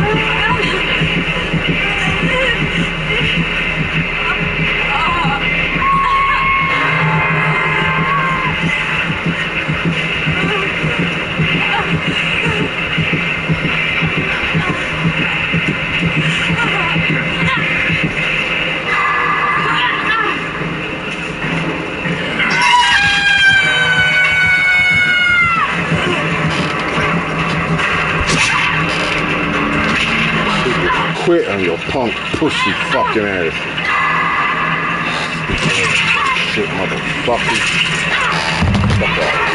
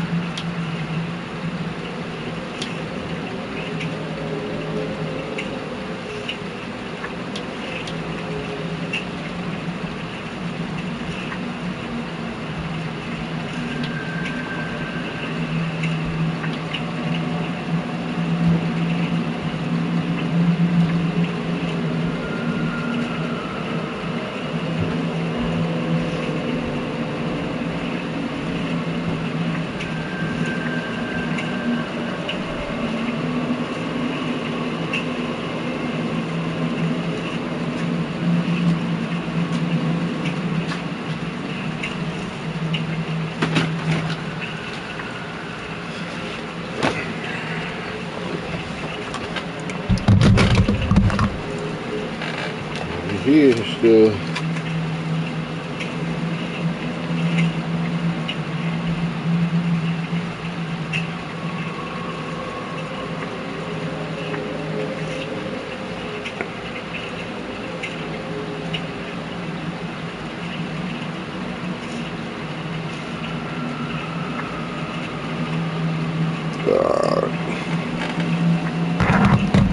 I checked Allstate first and saved hundreds on my car insurance. Unfortunately, I did not check my outfit before meeting my girlfriend's family. Yeah. So check Allstate first, and you can save hundreds. Some people just know they could save hundreds on car insurance by checking Allstate first. Like you know to check for rust first before buying a used car. Yes, when it's a yes, it is a yes. Can you take my money, please? Cars are expensive, but what if there was a cheap way to upgrade them? Why? Well, today we're looking at examples of people who have done just that and finding out if cheaping out is really worth it. You would know a lot about that, wouldn't you? I sure would. First clip. Free bumper mod. Oh, I've actually seen this. This is pretty cool. Oh yeah, the BMW trick? Yeah. They just get old and then they get like compressed in, but they're actually like a real bumper. Like you know, like if you actually backed into somebody, right, it would like it gives. Yeah, it would give. Right, and people are taking advantage of that for better style because the long bumper doesn't look as good as a more silhouette, nice bumper. Yeah, yes. This won't work for every car. Let's just put it that way. This is specifically E30 BMWs. Yes, it is. American spec E30 BMWs because they have that chrome bumper protruding out of the plastic bumper, and it just looks terrible. Yeah. So you push it in, it makes it a little bit more flush, and it just looks a little bit better. Yeah. But it doesn't really change the fact that you drive a BMW. Hey, a bunch of these guys makes you a category. I don't know. It's become a cliche to complain about how badly behaved BMW drivers are on the road, but guess what? New evidence suggests it's true. Zach, what do you think? Would this make the bumper less usable for what it's supposed to do? Because you're essentially modifying a safety feature. If I understand correctly, these bumpers were more for low-speed collisions. Right. Yeah. I mean, it just takes away that slight give, that helps you notice that you hit something. I don't think they were. Hello? The demons are back in our walls. Fudge. Whatever. It looks better. It probably doesn't work as good anymore. But you crash that thing, it's not as safe as a modern car, regardless. And as we all know, with anything car related, it's always, form over function. Right. Next clip. Yeah, it may barely run, but that doesn't mean it has to be quiet, so let's DIY an exhaust. I started by cutting out the existing exhaust with a cut-off wheel. I had to finish with the Sawzall because the cutting wheel wasn't big enough. I used some Diddy oil to get the mufflers off the rubber hangers, and that worked pretty well. And with this monstrosity off the car, I had to see how it sounded. Awful. It didn't sound half bad, but I had a feeling that was going to change as soon as I finished. I had to modify some existing pieces to get everything to fit, but once I had it all mocked up, I was pretty confident. I was going to clamp everything together, but then I remembered I have a welder, so I figured I'd try that. I cleaned up the surface a little bit and I got to work. This is only my second time welding. The first time went horribly, and this time didn't go much better because the welds are questionable at best. But hey, it's one piece, and I think it's pretty durable because I threw it on the ground a bunch of times and it held up fine, so it might not be pretty, but it worked. Then I started connecting everything back to the car. I used the clamp to connect my makeshift exhaust to the existing exhaust, and I used some hanger straps to hold up the back end. Then finally, to make this thing somewhat presentable, I threw on some dual chrome exhaust kit. I had zero hope this thing would sound any good, but let me know what you think about this $100 exhaust setup.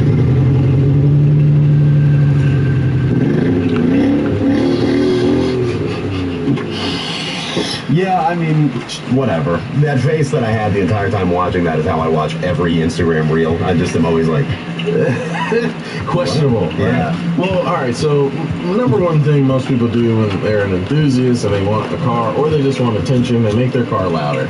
I have a rule. Either cut everything out and leave a muffler, or just lose the muffler and leave everything else. That's my rule. Yeah. Because the resonators and the cats and everything like that help tone a lot of things down, and the muffler makes it quieter. So you just get rid of the muffler he did a resonator and a muffler, or 2 mufflers, whatever it is.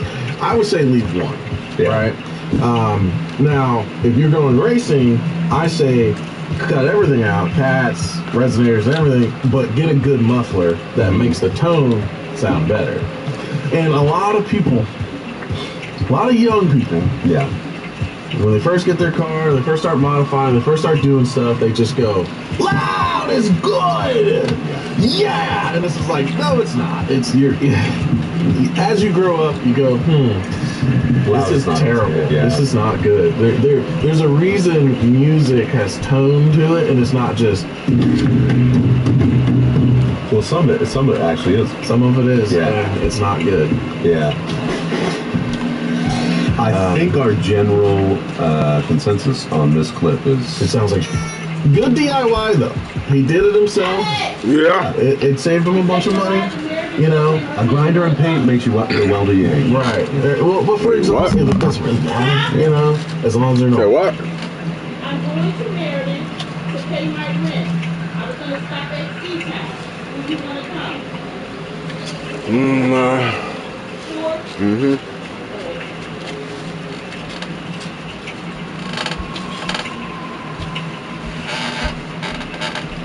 Holes in it, so you don't get fumes in your car. But add a muffler or a something. And if you're 16 and you want to do this, then just do it. It's fine. Learn your lesson and then, be 18 and do something else. You will. Next clip. A big thanks to today's sponsor, WD-40 brand, and their line of specialist lubricants. The classic WD-40 product is great for everyday jobs like squeaky parts, stuck hinges, you name it. It's super versatile. But when you need something heavy duty or specific, you call on a specialist. I actually used this WD-40 specialist gel lube about 7,000 miles ago, and it's just now starting to make some noise. That's thousands of miles of off-road and daily use, so it's time to reapply. Not only is it lubricating my ball joints, but it's also protecting it from rust for up to a year. It's also really good for door hinges. You hear that? No, you don't. And there you have it. I don't need to do that again for months. Be sure to check out the WD-40 Specialist line of products. Specialist Penetrate is great for truly seized parts. Specialist Silicone is ideal for rubber, plastic, vinyl, and metal. And the Specialist White Lithium Grease is specifically engineered for metal-to-metal contact. You can get a lot done with the Specialist line, so check them out down below in the link. Alright, so people keep asking how I made these mods. So the material used for this, just basic ABS plastic you can order. Oh, it's like hypermiling? I think so. Oh, he's got a wheel cover there? Yeah. This is actually pretty sick. Cardboard, and then I went to more secure material. These wheel covers, it's called Dye Bond. I got the off-brand thing again just from like Home Depot or whatever because it's firm. It's better than getting like sheet metal, and it lets you kind of like shape and apply it. And then the little wheel deflectors, they're literally just yoga blocks that I cut in half. So that's pretty cool. Probably like $50 worth of material right there. But I've saved hundreds and hundreds of dollars in gas. So good investment. And then the front, a lot of people just keep suggesting some of that blocking off the wheel things. I have active grill shutters, so this is enclosed. Oh, this is a Hyundai. That's how I'm getting 90 plus miles per gallon. You think that gets you 90? Is he bull? Did he say 90 miles? He said 90 plus more to the gallon. I support it, bro. I'm not against it. It's whatever. As long as it's safe and it stays on the car and it's not gonna fly off. There's some rules to this kind of stuff. So like this is a different type of modification, which this is really cool because we did this on Big Trip where we added some paneling. Yeah, we just did cardboard to try and add some fuel mileage to our cars, and it works. Like this is a science, you know. And since this is his daily, and he just wanted more fuel efficiency, and he elongated the car, covered the rear wheel, and everything, great. And he used cheap stuff. It stays on the car. It doesn't block the tail lights. You know, I'm sure he can, take the screws off, pull that panel off to get to the wheel if he had to. As long as that's not rubbing, this is fantastic. Yeah, I mean, also I would say that the obvious point to all this is that you need to be like traveling quite a few highway miles every day. Right, and you got a long commute. This is wonderful. But if you're just in the city, this isn't doing anything for you. But I'm down with it. I love this. I think it's awesome. It is a fully functional like modification that he made look like halfway decent. Yeah, So yeah. it's The not like- little spike was pretty cool. You know, he kind of painted it black, or use ABS. It's already black, but you know, he tried to blend it into the rest of the car. That wheel cover was paint matched. That's pretty sick. The only thing is, I think he should add an air dam on the front, like an actual lip to increase, to lower drag and everything. And I mean, he'd probably get even more mileage out of that. True. And drive faster. Yeah, your tires are like the least aerodynamic thing on your entire vehicle. Yeah, that's exactly why covering that rear wheel up is, because it doesn't have to turn. So it's, you know, that's a pretty good mod. You've done a good, no, a great, no, a good job. Next clip. This guy really. As with the flow with premium guard, premium filter, 3 radical styles for your car: cabin air, engine, and oil. Whoa! Thanks, Premium Guard. If you're ready for your car to run better and longer, use Premium Guard filters. Click the link below to learn more. Zach, wake up, man. Sorry, I must have dozed off, man. You should try one of the new flavors for 5 Hour Energy. They give you a caffeine boost and they taste great with 0 sugar. Don't sleep on it. Try 5 Hour Energy today. Click the link below to learn more. I bought a Crisis Edition. When the price tag gave him a heart attack, he said, screw it, literally. I hate audio like this on TikTok. Yeah, TikTok, Reels, whatever it is. It like, as soon as I hear audio like this, I'm like, I'm out. I just can't. He slapped on some cardboard to shape it, because nothing says aerodynamics like recycled pizza boxes, and sculpted his dream triangle like a true DIY Michelangelo of a dream triangle. Questioning his life choices, he sanded it down like it was a fine sculpture and slathered it in putty for that almost legit finish. Almost legit. Just carefully avoiding the headlights and license plate, because hey, he may be reckless, but he's not a criminal. And just like that, he's officially part of the phone. What the hell is this? It's even like weirder than most of the ones I usually hear. You know, if you're doing that on a entirely otherwise stock vehicle, like, why? No! God, please, no! No! I respect DIY stuff a lot. And I think that also, if you are the kind of person that like can take the time to really like try and figure something out, I have a lot of respect for that, because like, even though your initial, you know, inventions or DIY projects or whatever may not be like perfect or beautiful or whatever it is, like if you keep working at it, yeah, eventually you make something that's like really, really your impressive. craft. Exactly. Yes. That is specific one is pretty dumb. I think that if you're really building your own unique and like specific parts like that, and like over time you're like learning how to do that and stuff, like do it. He left the foam. That's kind of the big no-no here, is the foam was a structure. Usually you fiberglass, you use the shape of the foam, the fiberglass, and then you make something that's actually light and, you know, useful. But he just left the foam, which is, now it's just arts and craft. Also, with holes in your trunk now. Good rule of thumb worth mentioning here. Any panel on your car that faces the sky, probably not a good idea to drill into it for like 95% of the time. No, because now water will just seep in there. Especially if it's the roof or the trunk. Yeah, and that's not good. Worth noting too that pretty much any video like this online is meant to capture your attention and not really be an instructional. It's also rage bait. Yeah, that's my point, yes. Next clip. What's going on, guys? Today I'm going to show you how to take your material from this to this. Oh, that's pretty good. So okay, step 1. Gotta get rid of that white paint there. So I got this green. Thought it might like kind of like some like over green thing. Did Tristan make this video? I was about to say, this guy feels like a Tristan copycat. The designs in and started spraying that fabric paint. Now, this is Duplicolor fabric paint stuff. Worked pretty good. Yeah.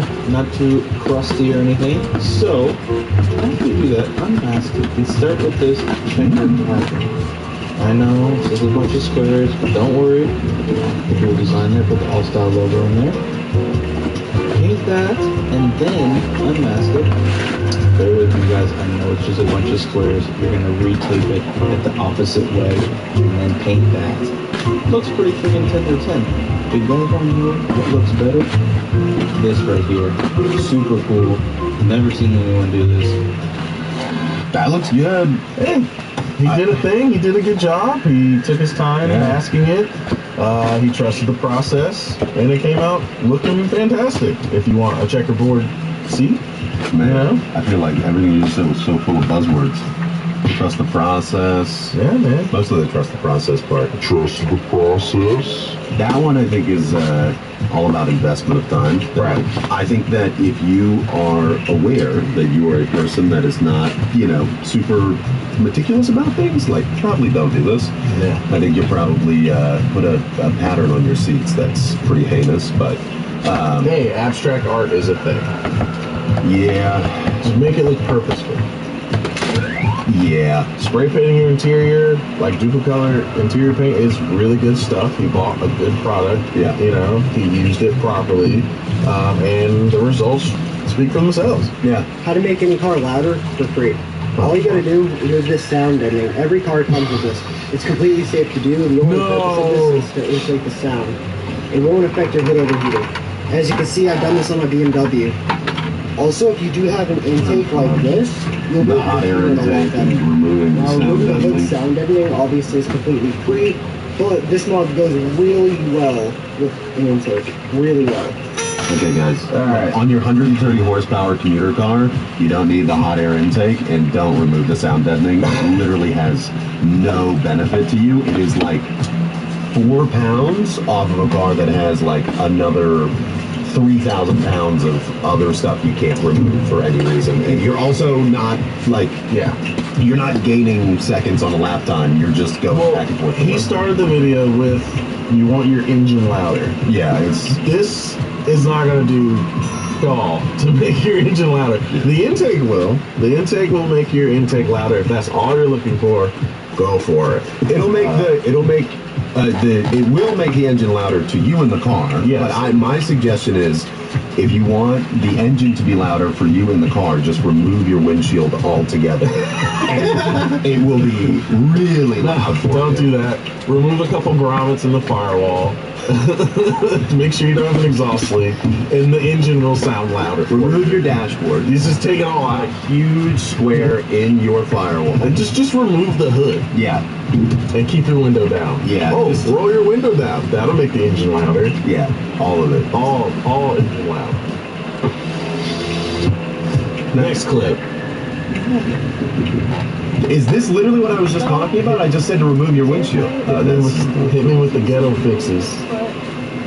Bro, I support it. I support it. Times are tough. You gotta do what you gotta do. If you're working hard and if you don't have the resources to do a full convertible top or whatever, and this is your car and you're stuck with this thing, convertible tops are very annoying. Yeah. Plexiglass is a great replacement for a convertible top. Yeah. And if they cut it right and install it right and it doesn't leak, great act. Yeah, whatever. I mean, I'm sure if we looked at the finer details of this thing, it would be pretty upsetting. But probably. I'm just don't let Jimmy see it. Yeah, from what we can see, just great job. Great job. Yeah, I love it. Next clip. What type of mod can you do to a Porsche for free? I have seen this. I have seen this video. And he takes out the weapon.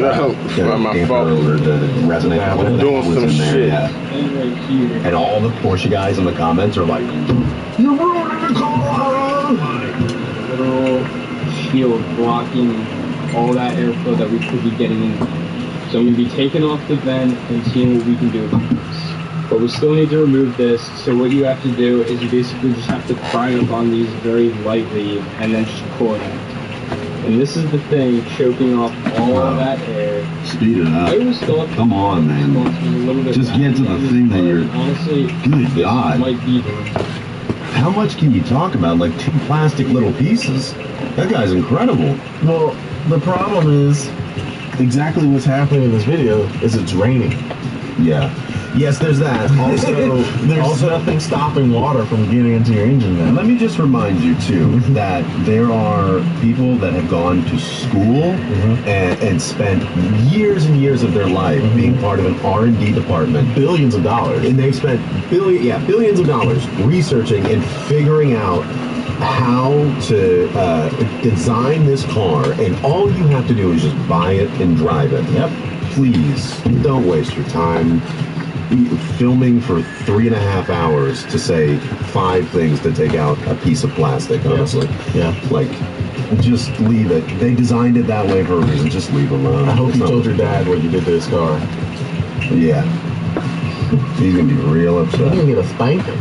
Oh, he's gonna say, next clip. I'm gonna show you guys an engine modification that you can do on any car, and it's especially on Subarus. So this is the first step, and it's critical. You gotta go underneath the car like this, and you see that plug right there? You're gonna want to remove it. After you remove that plug, wait for all the fluid to drain, and then hop in the car and hold it at about 6,000 RPM. In a few minutes, you'll hear a really loud clap, followed shortly thereafter by a loud bang. Okay. Now the last Stop the clip. Stop the clip right now. I don't even want to see the rest of it. I'd have no interest in seeing any of the rest of this clip. If there's any instruction ever, where if there is an instruction at any point in any instructional video where it says get in the car and hold it at 6,000 RPM, stop watching. Remember, don't do whatever they say, especially if it's a Subaru. Don't ever get it to 6,000 RPM. No. I mean, Lord. Look, as soon as his face popped up, I was like, I don't trust this guy. Between that, monotone flannel. Yeah. Don't ever, Drain the oil and rev it to $6,000. Yeah. Yeah. Don't ever. Now you have a new window port to fill your oil. Even if the video is literally just get in the car and hold it at 6,000 RPM, don't do that. Don't do anything. Don't ever do anything. Just never do this. Just unfollow this guy. Oh, that made me so angry for some reason. Literally, that really got under my skin for some reason. Rage bait. That's incredible. He's an angry elf. Cool. That was a terrible video to end. And on that bombshell, thank you guys so much for watching. If you enjoyed this video, go check out all the other videos at RMS. Follow me and Zach at Zach Dill, at Justin Freeman. Bye. Bye. All right, y'all, if you're a mechanic or an automotive industry professional and you think you got the chops to kick it with us right here in this studio, go ahead and fill out that link in the bio. Ciao. Buongiorno. Hey, it's me, your skin. I need new CeraVe Invisible Mineral Sunscreen. 3 essential ceramides and MBE technology. It strengthens my barrier, helps keep hydration in, and helps prevent UV damage with no white cast. That's sun care I want to wear. I'm about to do the most dangerous thing a repair guy can do. Mail this broken PS5 to a random eBay fixer and see what comes back. Normally, I'm the one doing the repairs, but this time I'm going to hand it over to the internet. First, I'm going to take this PS5 apart and see what exactly I think is wrong. Then I'm going to pick an eBay mail-in repair listing, ship it out, show every message along the way, and then when it comes back, we're going to open it together and see 2 things. 1, did it work? And number 2, did they treat this console with the skill and respect I would hope to see from a repair service? Just to add another layer of intrigue to this video, this PS5 actually came from someone who contacted me and said that their cat knocked it off of their entertainment center and messed up the HDMI port. They tried to fix the HDMI port themselves but couldn't get the port off, so they took it to a local shop, and the shop tried and also couldn't get it all the way off. They said that the shop had to cut the mounting legs off to get the port off, so I'm not sure what to expect here, but I don't think it's going to be good. Now that I have this far apart, I am just thinking about this a little bit more, and I should at least test it to see if this thing even turns on. So I'm going to put it back together just enough to test it and see if it turns on and goes to the white light. Okay, we're back together enough to test. Let's see if it turns on. Okay, we do get power to the blue light, but will it go to white? Okay, we do have a white light, so that tells me that the console is totally working and it's just the HDMI system that needs to be fixed. Alright, now I'll get it back apart and we can inspect the board and the HDMI port. Okay, I got it back apart. Let's take out this metal plate, see what's underneath. Okay, everything looks good there, and everything looks fine here. Just got to get these 2 screws out and then we can see the HDMI port area and what it looks like.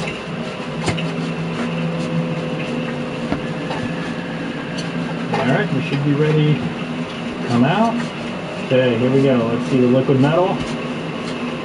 Oh, wow. Somebody I don't know what that's from. Totally just scraped across it. That's a huge dry spot. So this is something that any repair shop should take care of when they're doing an HDMI port repair. So we'll see if they do once we get it back. Okay, now let's take a look at this HDMI port under a microscope so we can see what condition it's in. Okay, and here we go. This is actually really good news. So these two mounting legs have been removed. These two are still there. These are the ones that the person that sent it in said they couldn't remove, even the repair shop couldn't get them out. Any repair shop doing HDMI port repairs should be able to remove these with no trouble at all. Now the good news is that all of these pins look really great. This is where the little legs on the HDMI port connect, and it is pretty common for these to tear off if you're an unexperienced person trying to remove these, because you have to get enough heat for it to come off cleanly, the port to come off cleanly. This little capacitor's here, all these components are here, this all looks great. So we'll remember what this looks like, because when I get it back, we're going to take it apart and see what it looks like once someone has attempted to repair. So these are the two things that I for sure expect a repair shop to do. Replace the HDMI port cleanly, make sure it looks good and works, and then also clean off this oxidation and respread this liquid metal. Any repair shop that's doing a good job of this will at least do those two things. So now I'm just going to put some random marks on the board. We're going to circle these 3 pins right here,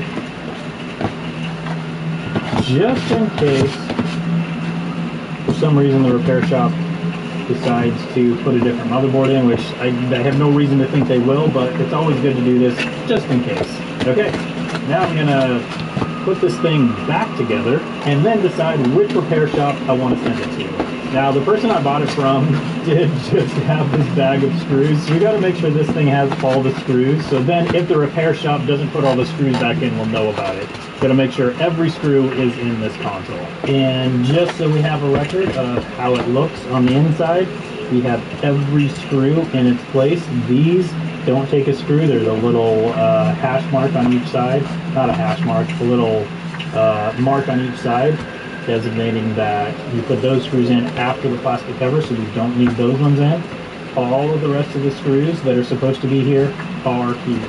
Now with all those screws in, we also have the cable underneath these white adhesive tabs. Gotta make sure that anything wrong with this, we can blame on the guy that tries to repair it. Now the plastic piece.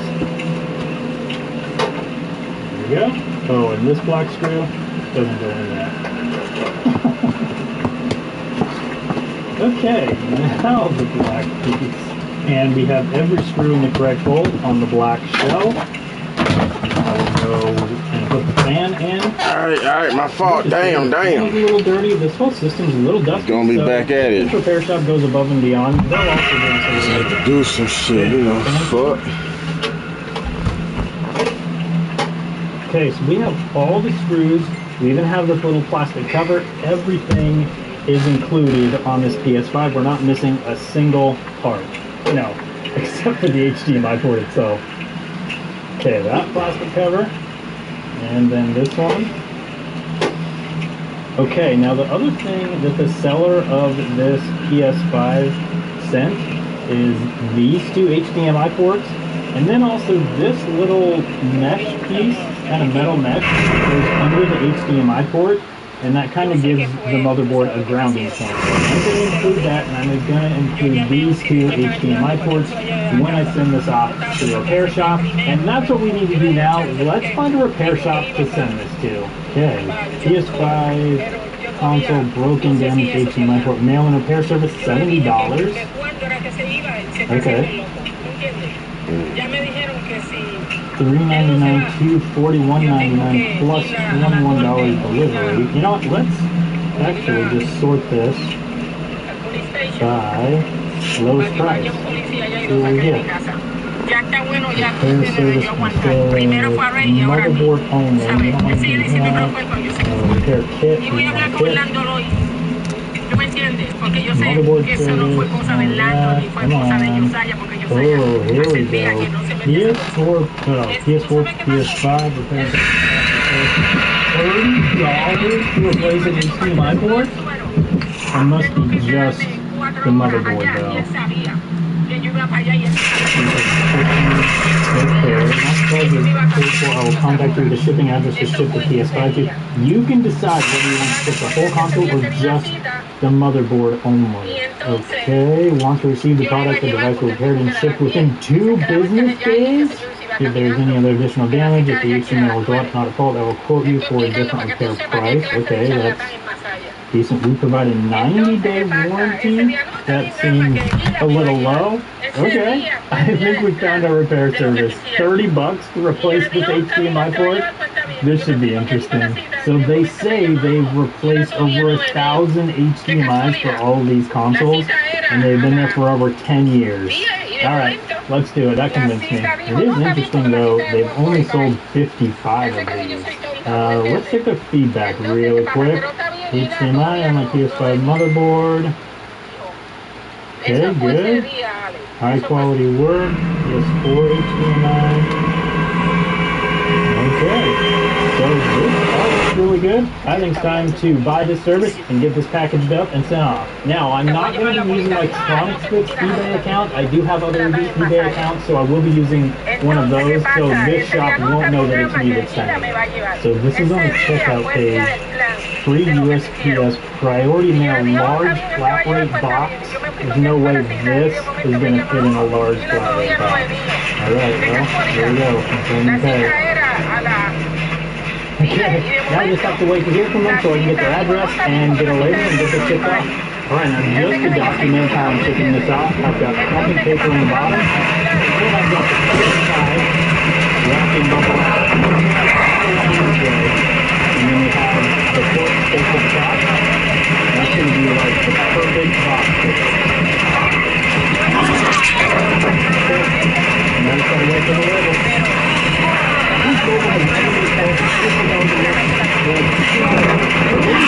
Cut off. Yes. Forever for the rest of your life.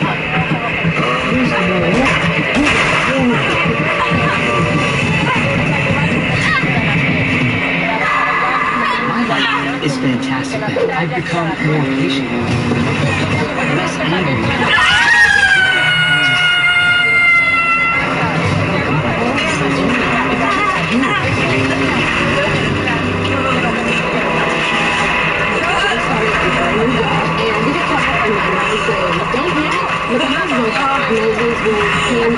Literally every day, just to make sure that you can be back on time as swiftly as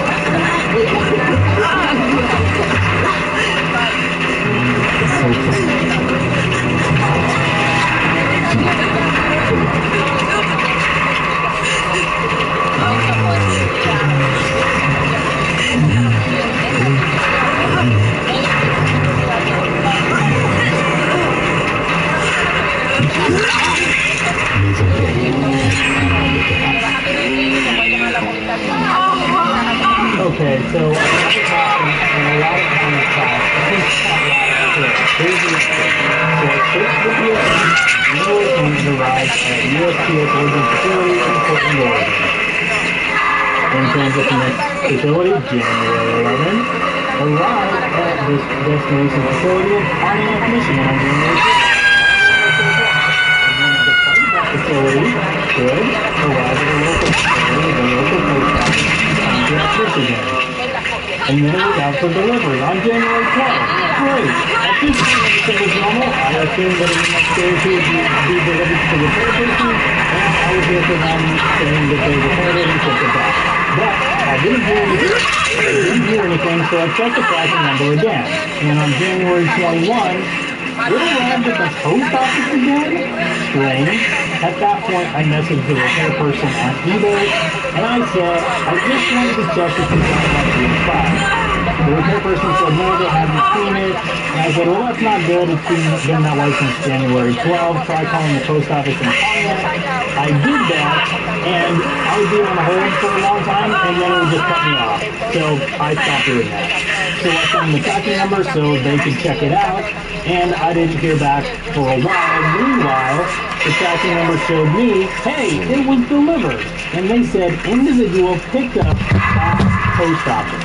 Your item was picked up at the post office at 8:41 p.m. on January 23, 2026 in Pontiac, Michigan. So I was like, oh, finally, they picked it up, and it's fine. Now they can get it repaired. But then I got a message back from the repair guy, and he said, no, we don't pick up anything at the post office. And I was like, oh no, this is bad. So I said, no, that's not good. So this person actually called me and called to check on the console, which I super appreciate. And they're apparently not a fan of the post office either. 45-minute hold time, blah, blah, blah. They said they'll be doing an investigation and contacting me in up to 3 business days. I'll let you know what happened. Okay, thanks. I really appreciate it. And that's the last I've heard from anyone. I filled out a search form on their website. I filled out a claim form, which they denied the same day because it's been delivered. So the post office just stole my PS5, and there's not really anything I can do about it. Now, I can appeal their findings on that claim, which I'm going to do. They supposedly sent me a letter, so I'm going to wait to get that letter to see what it says before I appeal that claim. In the meantime, though, one of my viewers reached out to me and said they had a PS5 that had an HDMI issue, and they would sell it to me for $50. So I was like, yeah, I'll take it, and I decided, hey, why not send this PS5 to that same repair guy? I already paid him, and I might as well ship it out and see what happens, and see if the post office in Pontiac, Michigan steals a second PS5 from me. But first, let's open up the box, check out the PS5, check out the board, and then we know exactly what we're sending to that repair. So this is what I got, and it looks like this one is all apart. I mean, the seller packaged it nicely at least. Okay, I'm gonna get all this stuff out, then we'll inspect that board and HDMI port. Okay, I mean, it looks like everything's here. It's just all packaged up separately. Gotta make sure this liquid metal didn't get anywhere it's not supposed to be. Ah, they packaged double bagged that. Okay, nice. Okay, and it actually looks like the liquid metal is fine on this. It's kind of like a bow in the board though. That's not necessarily ideal. Alright, and now to where the HDMI port goes, there's a bunch of scratches on the bottom here, but I think it's fine. Let's check the top. Yeah, the top actually doesn't look too bad either. I'm going to remove this liquid metal and then kind of put this back together. I do need to do a bunch of cleaning on this though because the liquid metal got everywhere. So I'm going to put this all the way back together, and then we'll send this to that same repair person and see how they do. You know, assuming the post office doesn't steal another one of the PS5. That's still going to be that happens. So now, do I document this in each step just to make sure that we know the condition it is when we send it out? So far, we have all the screws removed. This heatsink is pretty dirty. I'm going to leave it that way, and we'll see if the repair person cleans it out when they do the repair. So next, this plug goes right here. Plug that in. Okay, there we go. And there we go. Doesn't go to here. And these two cables. Okay, now this piece will go on right here. Okay, now one thing to note, this screw over down here on the edge is only got nothing more. So it's actually like kind of stuck there. So that'll be interesting to see if they mention that. And then goes in right here, go this way. Okay. Now I need to see if I have all the screws for this. It doesn't really matter what in fact I kind of hope I don't, just to see what they say. Okay, I've installed all the screws I have for this. I'm missing 1, 2, 3 screws so far. I do have the 2 screws to go in the power supply here. Oh, this is where that is. Cool. Okay. And then we have this plate goes on here. And now our second PS5 is ready to be sent to the same repair guy. I'm going to get it boxed up and ship it, and let's see what happens. Now before I shipped it off, I thought I should try and turn it on and make sure it even worked. And we get a blue light, a blue flashing light. That's not great. It does come with a free disc, which is kind of cool, I guess. Yeah. We'll put that back in, see if that's there when we get it back. Now, since it has a blinking blue light, there's a chance that this isn't even going to show up on our TV when we get it back. But the main thing I want to do is see if this eBay repair person knows what they're doing, so this will still be able to test that. Now I'm going to get it boxed up and shipped out. So I just got an update from the repair guy. The PS5 actually got to him this time. This is what he says. We just got our package, and then he sent some photos noting some of the stuff that we noticed on the PS5, including this area where I cleaned off the liquid metal. Just wanted to send you those before I worked on it, blah, blah, blah. Liquid metal leaked on the motherboard. He's going to clean it up, do the HDMI. And then after the HDMI is done, he says, so it just stays on the blue light. He doesn't have any time to work on it today, but he'll work on it the next day. And then he asked for a call, and I said, I'm an introvert and I don't like phone calls. And then he said there was a lot wrong with this PS5 and missing. A couple components missing by the Ethernet behind the HDMI port. Third, the RAM chip was cracked, and that was causing it to blue light. So you remember when we sent it off, it had a blue light? One of the RAM chips was cracked. He replaced and fixed it all, and it comes on just fine. Lastly, I'm going to cover the other stuff for you because of the mailing issue with the first PS5. I feel bad about it. That's insane. To do all of that work and not even charge me for it? Difficult work. Replacing those RAM chips isn't easy. So I told him that I still would like to pay market rate for all the work they did. And he said, you're good, man. Don't worry about it. Just something I like to do if I don't feel right about it. You know, on this channel, I deal with a lot of consoles from repair shops who have ripped off the customer, but this is a great story showing that not all repair shops are like that. In fact, the vast majority of them are really, really great. This repair guy covered hundreds of dollars in charges that he didn't have to cover just because he felt bad about me losing my first PS5. That was the fault of the post office in the first place.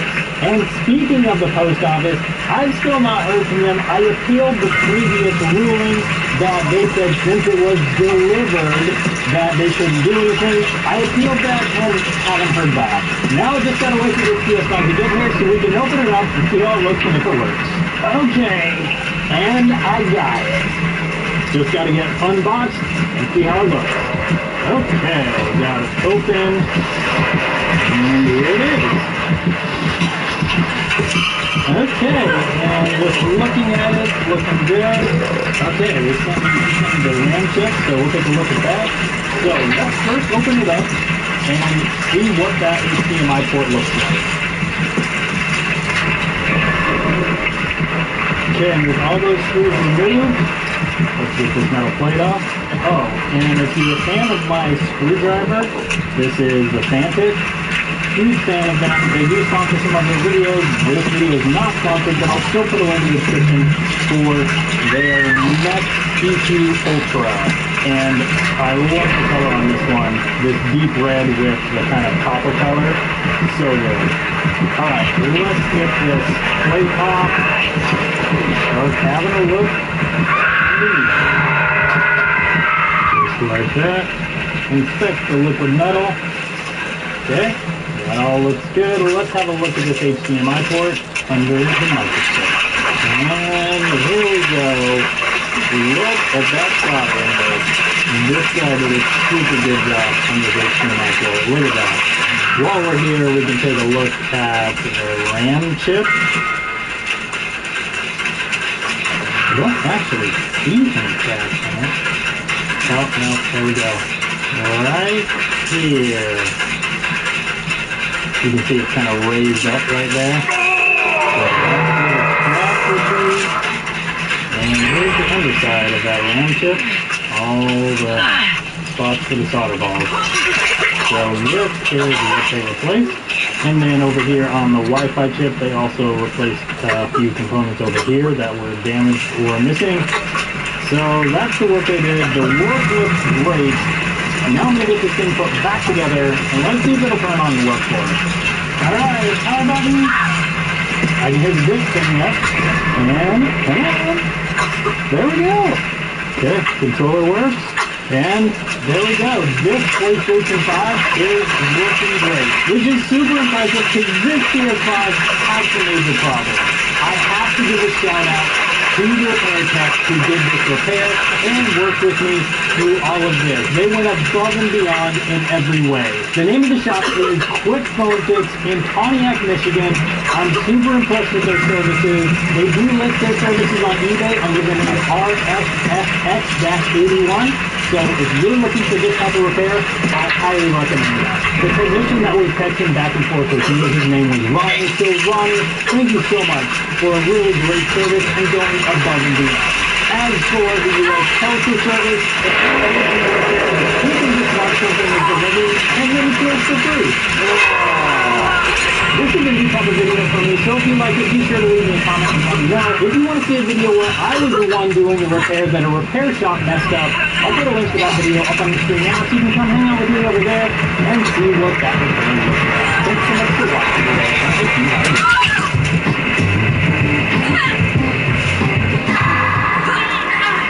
This is Arby's crispy chicken meat and potatoes. This is a lemon Swiss meat and potatoes. And these are identical triples. But each make their own choices, okay?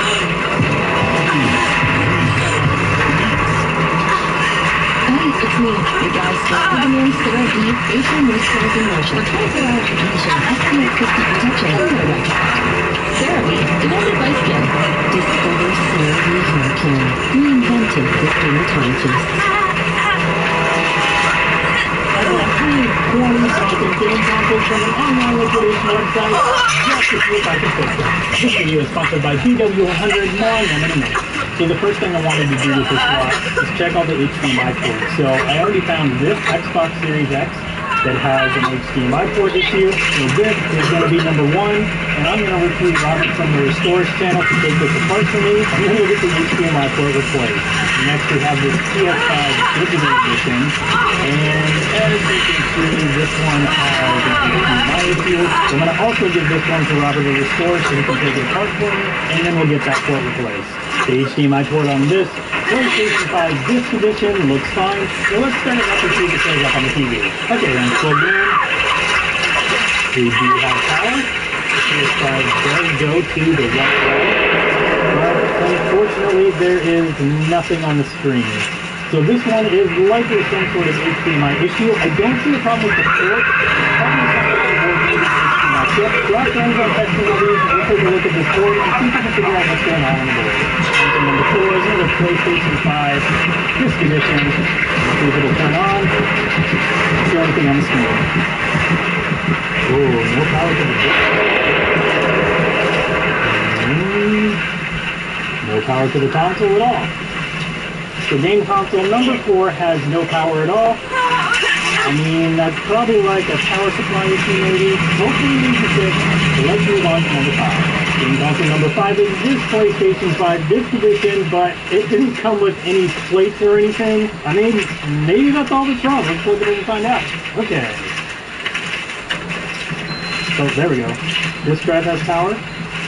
Let's try this real quick. Let's see where it goes. Takes it in. Spins up.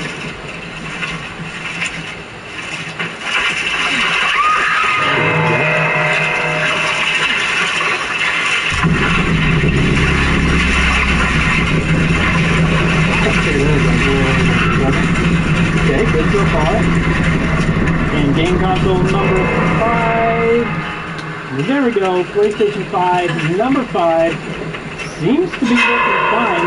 The display did glitch out, but I think it might be my HDMI switch. It seems to be working fine now. We'll test this a little bit more just to make sure that everything's working fine, but so far it's looking good. Game console number 6 is this Xbox Series S that has been taken apart before. This one's probably got something wrong with it, at least one thing. But plug in power, HDMI. There we go.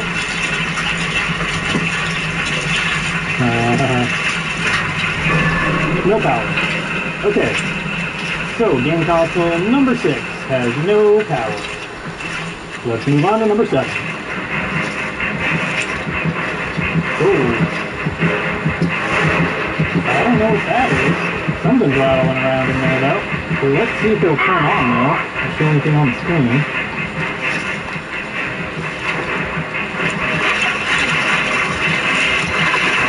Okay, this level power.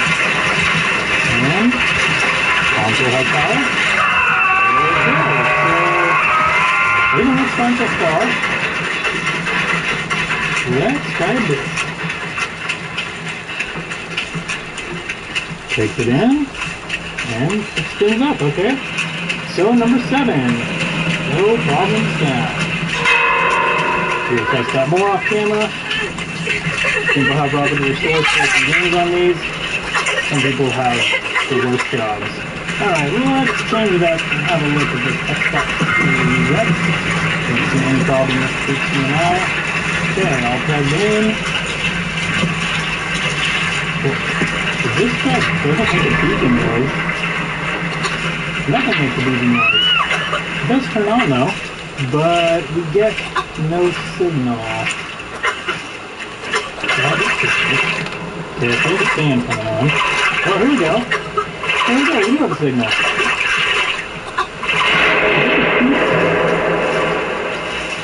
And we just lost our logo. Oh, it just turned off. Okay, so number 8 turns on, but then turns back off. DW100 is one of the best electronic contact printers out there, not only because it does a great job of cleaning, but it's also non-flammable and comes in this aerosolized can so it can spray right down where you need it. DW100 can be used for cleaning off all sorts of electronic devices, even things like laser lenses. It evaporates super quickly and doesn't leave any sort of residue. If you have things like switches like these, you can spray it right down into the switches to help clean them out. You can even use them for electric motors. But one of my favorite uses for DW100 is cleaning analog sticks of controllers. If your analog sticks aren't totally worn out, then cleaning it with DW100 can often get it working again and reduce or eliminate drift. So what I do is spray it right down in the potentiometer, that's the little green thing on the side right there. I do that on each side, and then I move the analog sticks up and down and back and forth a whole bunch. And that just helps clean up any gunk that might have gotten in there. The nice thing is I don't have to worry about it if DW100 gets anywhere else on the electronics that I'm cleaning, because it will evaporate quickly and it also doesn't cause any problems with plastic. So I can spray it anywhere on the controller, and it'll just evaporate and it won't cause any problems. DW100 is not only safe for plastic, it's also safe for rubber and metal. I'm really going to be running and switching, but I'm right through it and provide my serious help. Come on. Alright, let's grab power. There we go. Until power. So far, realize it does show up on the screen. Let's see if I can do it.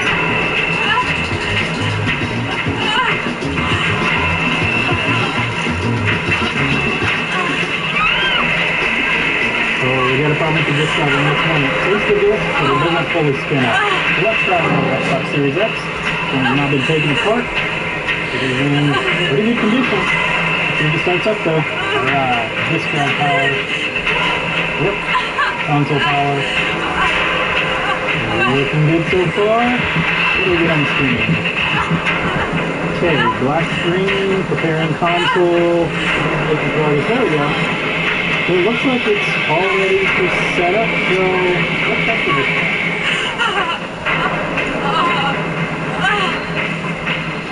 All good.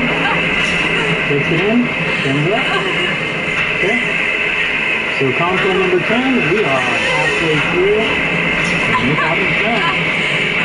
So far. And game console number 11 is this Xbox Series X. Definitely got some wear and tear, pretty scratched up on the top, or scuffed up really, I guess. But everything looks good. Outside, let's get plugged in. This guy has power. Console has power. Let's try this. Okay, push the disc in. The disc spins up. And everything that we reached so far looks good with this one. We'll test it more off camera and come back to it if there's something wrong. So let's move on to number 12. Let's do another PlayStation 5, another disc edition. And looks good on the outside. Power HDMI. Ooh, no disc drive. Oh, disc drive power. Console power. Ooh, what's that? Let's see what happens here.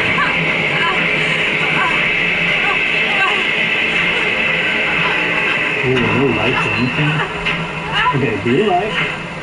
And off. So this one turns on, blue light comes on, and then turns right back off. So we'll be taking a look at this one in a few minutes.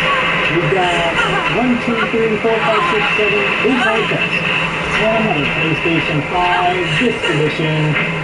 Everything looks good from the outside. Disc drive power. Has power. Console has power. Ooh, the disc drive running.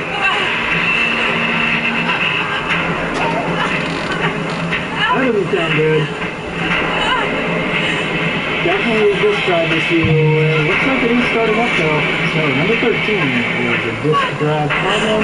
Let's move on to number 14. And here we have another Xbox Series S. This one's got quite the scuffs on it. Plug it in and see what it does. Alright, power on. Yes it does. Doesn't show anything on the screen. And this one actually hasn't even been factory reset. It's a little strange. Usually they will factory reset these. I don't know what it's about, but everything looks good so far, so we're going to test this more off camera. So let's move on to number 15. And number 15 is a PlayStation 5 disc edition with no plate. This one's got a quite the dense fan cage right here. I don't know if that's why it was going to take a while, but maybe. Everything looks good on the back. See the clip up. Disc drive power. Yep. Console power. Yep. And it looks like we have a signal. Yep, there we go. This. Free fucking wings. Takes it in and spins up. So number 15 is another no problem found. Let's move on to 16. Yeah. Console number 16 is this Xbox Series X.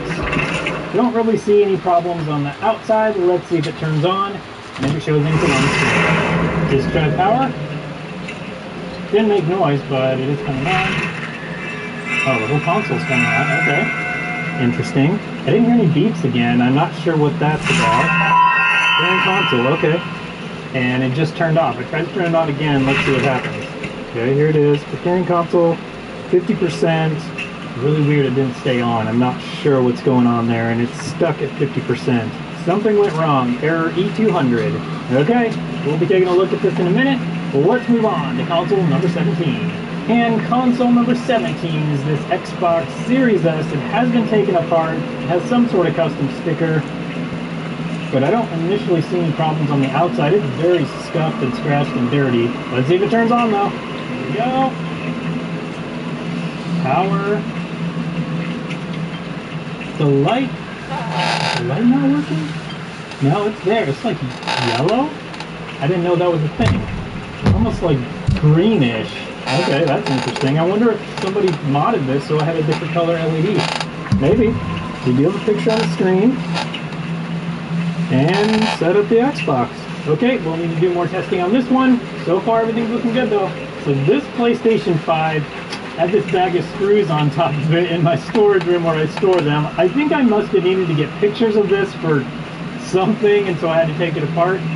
So I got, hopefully, all the screws for it. It is a disc edition, and it looks like everything looks pretty good on the back. Let's plug it in and see what happens. Sometimes I have these and they sit around for a little while, and then I need, you know, either parts or pictures or something, so this stuff just happens. Is that a disc in it? I don't know. It restarted. We do have, okay, repairing console storage, alright. Let me try putting a disc in this. Definitely won't take a disc. It feels like there's a disc in there, but it also won't spit it out. Okay, so console number 18 shows up on the screen, but there is definitely something wrong with the disk drive on this one, so we'll be taking a look at that here in a minute. We got 2 more to go, let's see what's wrong with them. Number 19 is an Xbox Series X that has been taken apart before. Let's plug it in and see what it does. I don't see any problems like initially on the outside, so not sure why they took it apart, but we'll figure it out. Okay, disk drive has power. Console shows up on the screen. Let's try disk. Okay, it pulls it in. Spins up. Everything sounds good with that. And it's ready to be set up. So another one that initially I see no problems with. And our last console is this PlayStation 5 Disc Edition that I don't see any problems with. On the outside it is missing the plates, but will it turn on and will it play a disc?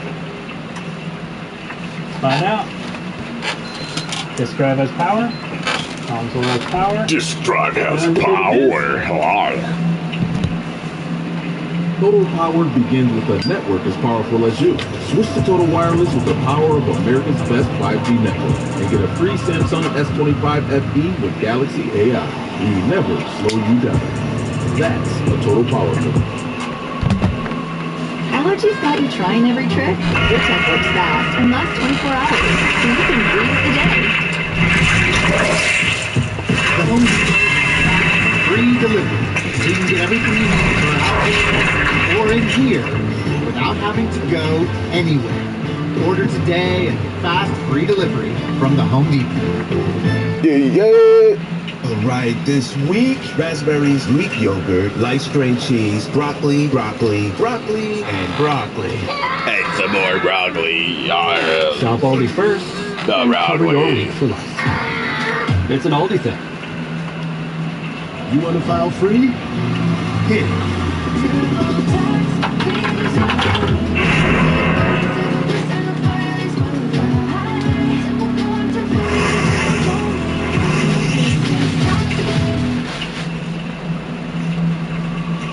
Yep, take your disc, it just spins up. And it is starting up in the background. So no problems found on console number 20. We've got them all tested. Let's start the repairs. Let's start the repairs with number 18. It's got a problem with the disk drive. This is the one where I've taken it apart before. Let's see what's going on with it on the inside. See if we can fix it. Yeah, we've got a couple screws in it still. Fan screws are here. The disk drive's not working, but it is plugged in. So I'm not sure what's going on with it. Okay, and I'm not sure if it's plugged in all the way. No, I think it's probably okay. Let's get this disk drive taken apart then. There must be something going on the inside of that. Everything looks fine so far. Problems here, which I would expect. We should probably have a problem with the laser on this. I don't see anything broken here or any sort of so far. Nope. When you come up, let's get that replaced and then we'll get back together and see if that fixes it. Now I could just replace the laser on this if I wanted to. There's a little retaining tab right here you have to remove. You can pull this bar out and replace the laser. But you can also replace this whole assembly, and that's what I'm going to do here. And this goes under here. Just like that. Cable right into this connector right here. So there. Now we need to put the screws back in. Okay, we're all good there. These rollers look good, but since we're already in here, might as well give them a cleaning. Mostly. When these get dirty, they don't pull the disc in as well, so have the thing all the way apart to it. Might as well just clean those. Now just these 4 screws to hold the plate on, and we're ready to put this thing back together. Alright, and with all the screws put in the disk drive, we can get it reinstalled into the PS5. Now I did put most of the screws back in it, but I am missing a couple of these silver screws, so I mean it doesn't really matter. We don't need to 42 screws in it, so it's not going to hurt anything as far as the functioning of the console. It's just kind of weird that they're not there. But, oh well. Alright, we got everything done. So I'm just going to back it up, and we can hook up the wires, put the screws, and move it out.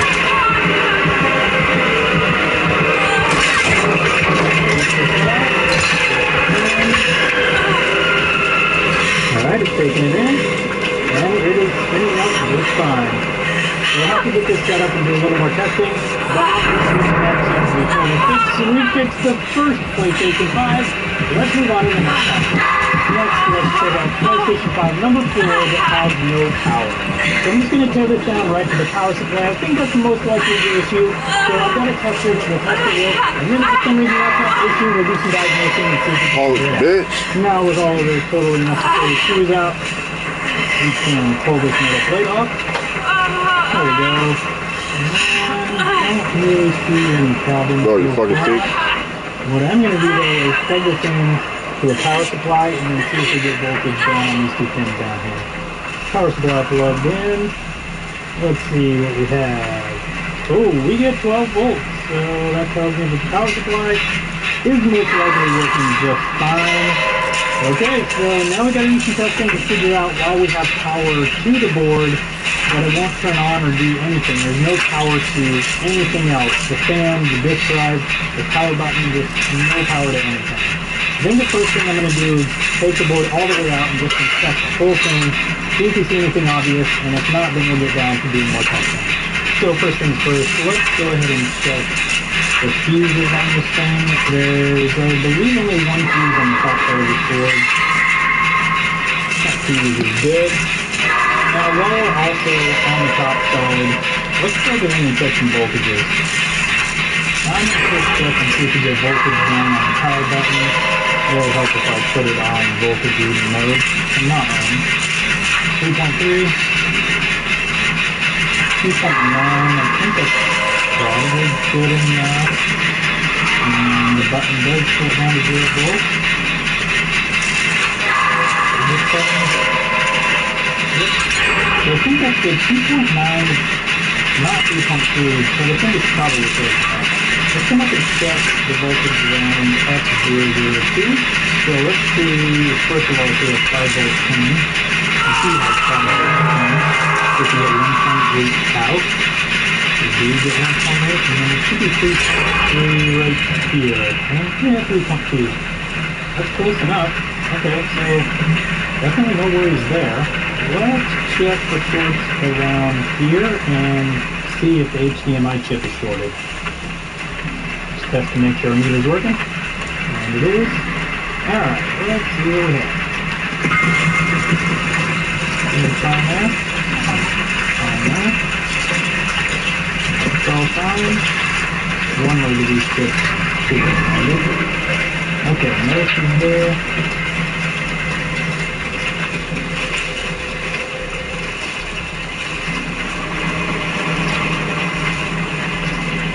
Alright, no issues there. I'm just going to do some random checking for shorts around some of these other components.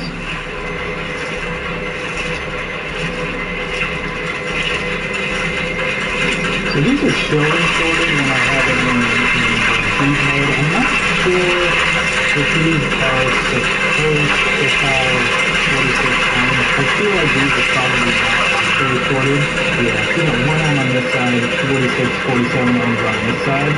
I think that's probably fine. They're probably just the wrong units. This one, I don't have a board to check this against, but I think that's fine. Similar to like all of these APU capacitors, also have very low impedance, although even lower. So 1.3 on one side and 0.9 on the other. So if we put it over in resistance mode where it would be, all of them will seem like it's sorted, even though they're not actually sorted. So that's very little impedance on it. So we have 12 volts in the power supply, which we know. So we have 12 volts here. Let's see if we get 12 volts on this line. Yeah, we do. So we have 12 volts here that's ready to go into the APU. Once the console turns on, so that should be good. Alright, let's get this board filtered and check the other fuses. Alright, let's check these fuses over here.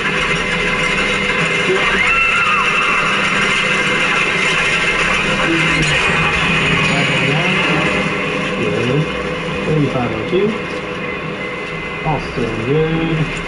7502. Good. 7003. 5402, good. 5401, good. 7001, is good as well. So a lot of things are real good. No tricks that I found anywhere so far. Now, one of the things I did notice though, kind of hard to see, but if you notice right here, this component is totally blown. So is this one. Actually, probably all are. These are all capacitors. That tells me that there is a lightning strike to the Ethernet port. So that's the other thing we're battling is it's probably a lightning strike, which also means it's, I don't know, probably somewhat likely that there's a problem on the south port. But a few more things to check. So far, so the reset, all the things to do is no source for the use of the power source at 12 volts,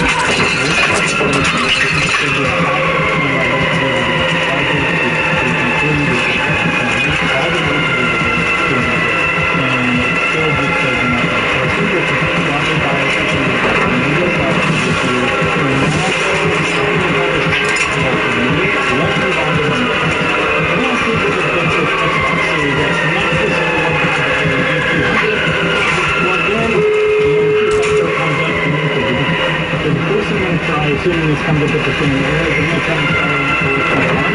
That should fix it. And if there's a problem inside or a problem with the SSD, then that might not fix it. So hopefully it's not a problem with the SSD because it's generally not something that can be fixed. Okay, let's actually go and troubleshoot real quick. Let's try and reset it. We're going to remove everything and see if that fixes it. Okay, back to preparing console after the reset. It is definitely taking longer to start up. Maybe that's good news, I don't know. And we're just stuck at 61%. It says don't turn off or unplug your console, but I'm gonna turn it off. Start over. Hey, we got a beep! That's good news. There's a beep coming. Making progress. This beep can be. Alright, well, let's see what happens. We're at 50%. Oh, 62! Oh, 63! Hey, it's still going. Okay. Hopefully it'll actually do something this time. 54. Okay, I'm gonna try and get this set up and see what happens, but so far it looks good. So we are just finishing the update. We're at 94%. Let's check a disc and see what plays the disc. Takes it in. Spins up. Okay, that all sounds normal. I thought I was going to have to install OSU1, which is the software for the Xbox, but it looks like simply just doing a full reset of the console might have fixed this one. So if that's all it was, this one was super good. There we go. This one is all fixed. Let's move on to the next console. Next we have PS5, number 12, blue light, then turns off. Let's plug it back in just so we get a fresh look at this so I know exactly what's going on. And then we'll get it taken apart and see if we can diagnose this thing. Yeah, here we go. Power button, blue light, and right back off. So that's like a 2-second blue light, and then it powers off. So let's get this thing taken apart and start inspecting the motherboard. Alright, and plastic mid-frame is off. Get the disk drive out. Everything looks really nice in this thing, like nice and clean. Just don't see anything that looks like it's having a problem, at least yet. Alright, the metal plate is all loose. And I see zero problems so far. Alright, let's have a look at the other side. And the APU actually looks pretty good, not really any dry spots there. And I see nothing obvious going on. So let's get started by checking the fuses. 7502, good. 7003, good. 7509, good. 501, also good. And then I'll step on this side. Oh, 7002. There we go. 7502. Good. Let's go to the other side. 7001 right here. Good. 401. Good. And we got all the fuses. We got all the fuses. So let's start looking at the source. Something happens when the crispy egg white chicken nuggets itself. What happens is, grab the order of one of each. You need crispy chicken Trap Slider, a brand new classic, only at Taco Bell. Wheel of Vino Baby Weekly Start. Save for day one. That feeling you get when you're getting an incredible deal. When you're spending less and getting more. When every aisle offers quality items at the best prices. That feeling is change. That's why you shop Ocean State Job Lot. Shop your local Ocean State Job Lot for all the things you need. Here, you'll always find a lot more for a lot less.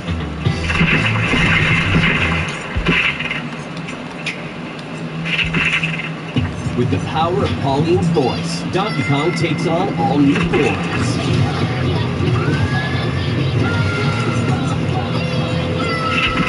You can use incredible transformations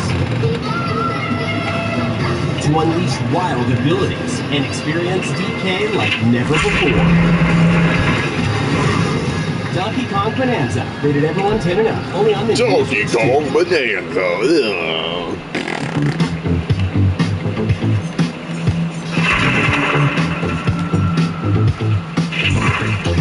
So I checked for shorts. No shorts that I can find. I've checked 4 hours, voltages, taking longer than all I the thought. voltages that I've Or you know, I checked took a were break good. doing some shit So this and I seems to be ate. another board where maybe Yeah, we almost there. out to, or it could be just another chip that I just haven't found. But unfortunately for me, this one, at least right now, is going to be unfixable. Also, I do want to say on these PlayStation 5s, there is a way to check the error codes for the motherboards on these. I don't have those tools yet, and I haven't tried it yet. At some point I will, but I just haven't done it yet. That would definitely help us narrow these down. Next, we'll have a look at this Xbox Series X. Turns on, and then turns right back off. Or turns off soon, anyway. Okay, starting up. Try to turn off sooner than this, but no noises on any button. Is it just staying on now? Okay, I'm gonna hook up the HDMI. See if it. Oh, fan's still on. Okay, let's hook up the HDMI.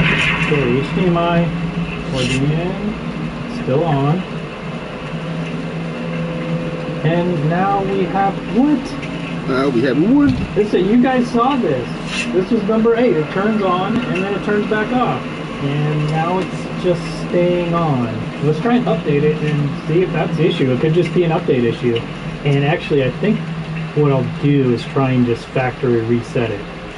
Because there is some of the count on here right now. So, system, console info, reset. Okay, let's see what happens.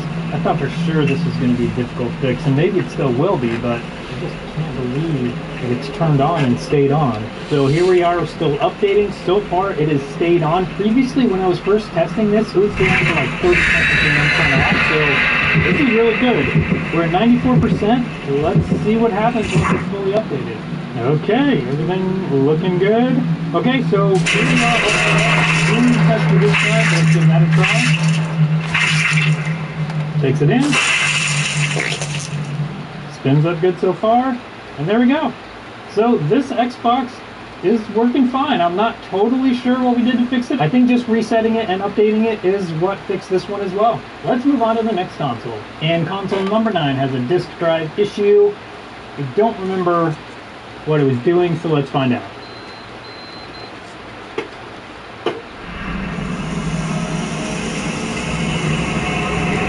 And this one is just one, it's not reading the disk, so probably another laser issue, but let's get it apart and check it out. And with the mid-frame off, we get our first look at the disk drive. Looks good. That's good. Alright. I think the disk drive has been opened, but we're going to do that now and see what it looks like on the inside. There's the lid. I don't see any issues initially. So let's get this plate off. Have a look at the laser. And nothing too crazy going on inside here. All looks how it should. Next we need to remove this whole assembly. Yep, no obvious problems. So we're going to replace either just this laser or this whole assembly. And we'll replace the new one here. Like that. Okay, and then you make sure that pin goes through this little groove right here, just like that. Okay, that all looks good. Now we can get it back installed on the metal plate and then back in the console. So the reading cable, then the heat frame, then the fan. And now with all that stuff on, we can install the covers. 1, 2. Now let's plug it in and see if it works. Okay, so it's up to on the screen. Let's see if this spins up at least. There we go. This is spinning up this one. This is spinning up a game console and a PS5. The last two haven't been great, but this one is working great. Let's move on to the next console, which is going to be this Xbox Series X. And this one has no power, so let's just get right into it and test this again. I'm not sure what we're going to find in here, but given that there's a whole bunch of openings in the top, I feel like we might be getting into some liquid damage here. Hopefully not, but it wouldn't surprise me. A lot of liquid damage on these things. Alright, let's open it up and see what it looks like. Ready? Time to start. Oh, wow. Never mind. Look at that.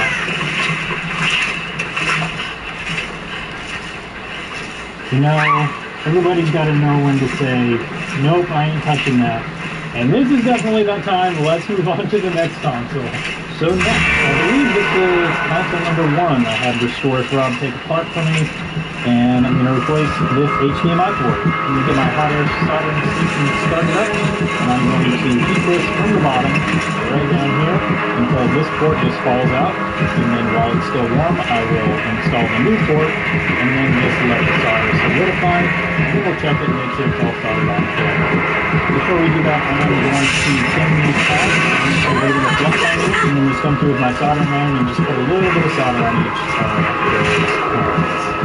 I do also want to say, if this is something that you want to learn how to do, if it's fun to you, I do advertise a soldering course. You can go to repairstool.com. And the first course, I have a number of courses there. I have 3 total courses, but the first course for beginners is totally free. If you've always wanted to do this, and you don't know how,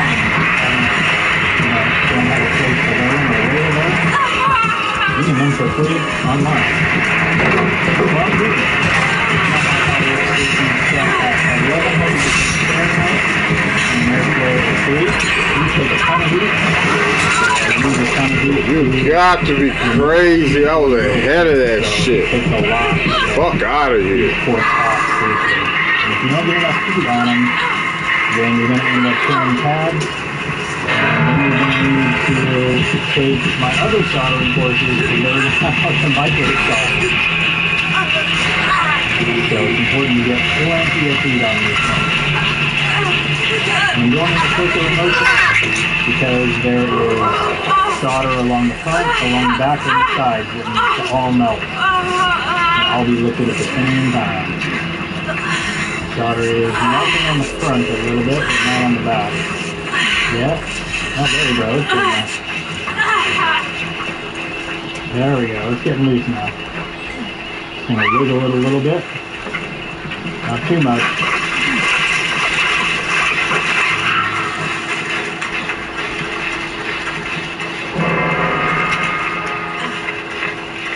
Okay, now that port's out.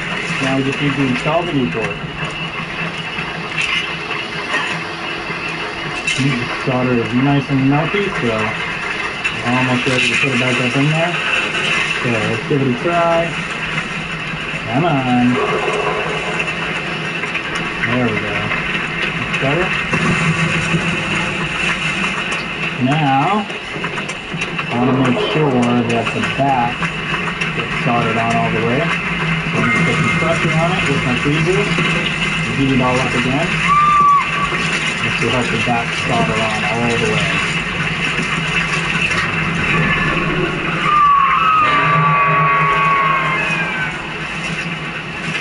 And there we go.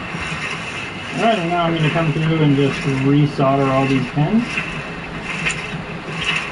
And use my large iron to basically just touch all of them. Make sure they're all soldered down really well.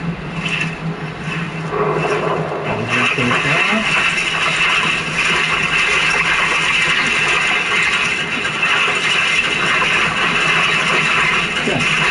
And then we'll come through with a bunch of pins. Oh, we gotta resolder that for sure.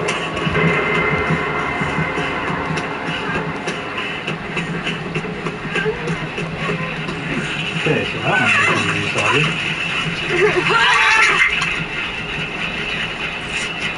So, alright, and with that resoldered, check each pin real quick. And they're all soldered on solidly, and that looks great. Now I'm going to give this back to Restore for us so we can put it back together. Now move on to the PlayStation 5 HDMI port. So here we have the PlayStation 5 motherboard, and it's essentially going to do the same thing. I'm going to heat it from the bottom right here with my hot air soldering station until the port drops out. We'll come through and just install this new port. The PS5 board isn't quite as thick and takes less heat, so this is actually an easier job than on the Xbox. So I'm going to get my hot air station started up, my fume extractor turned on. Let's see if this thing will move. Okay, solder. Oh, there we go. I just pushed down on that one mounting pin and it just fell right out. So now I'm going to keep this nice and warm. Actually, you know what? Looking at this port, it is not in good condition, and I want to make sure none of these pins are broken off on the other side of the board, which is a pain because now we're going to lose all that heat, but we got to inspect it and make sure it's okay on the other side. And it is not. I'm glad we did that. Let's get under a microscope and I'll show you what I mean. So here we go. You can see what I'm talking about. We got some great pins broken off here. We even have one of the mounting pins broken off. So I'm glad that I took a look at this before I just started soldering that new port on. Because we need to remove all of that, including this leg. So I'm going to do that with my large soldering iron. And I'll just come in and heat them up until those legs come off. And I'll stick some iron. And if you came through, you can kind of go through like another board. So this leg, let's see if we can keep this up and not push that leg through. These things are fine. Even my legs. It is not on the road. Okay, let's let it hot air. There we go. Okay, sticking through the other side now. So now I will grab it with my tweezers while I heat, and there we go. This board here. Yep. So what I'm going to do is use my small soldering iron and manually solder it on. So this side. Now with that little capacitor installed, we can actually get to installing these schematics. Heat up this really hot until all the solder's melted. We'll install the port onto it and let the solder solidify. Okay, here we go. Alright, now let's check the other side and see how it looks. I'm just going to touch up some of these. Melted the port in the back a little bit. That should be fine. No issues with that. And then just come through. See if any of these pins wiggle.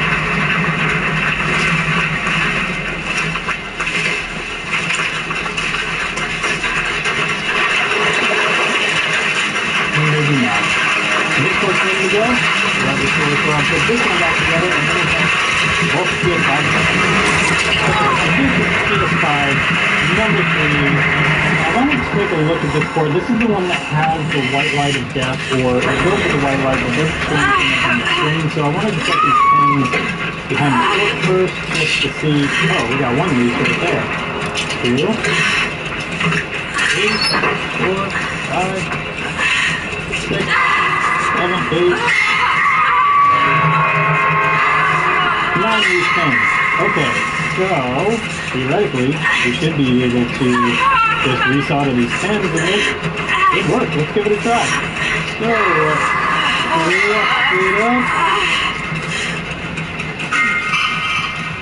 There we go, that should be 20 plus. Need to add a little bit of solder to some of these, I think. Okay, I'm going to turn up those pins and let's test and see if that did it. So we take my wife's toothbrush and some icicle off. Clean those all up. Dry it out. Using a paper towel. Alright, let's check. Good, good, good, good. Oh, that one's still loose. Those 2 or 3 are still loose. One is there. Those 2 are still 3 are still loose. So these 3 are loose, these 3 are loose. So that's interesting. Alright. Not sure why that is. I wonder, the pads don't look torn. Okay, let's resolder them. Those 2. Those 2.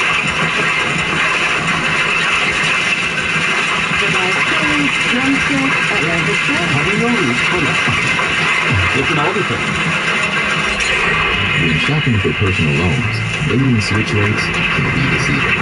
Try them into a credit card to show you more accurate rates with good terms. No smoke, no mirrors. Download the app to get started. The fast, powerful relief of your worst symptoms, like nasal congestion. Claritin clears. What are you watching? Want to see?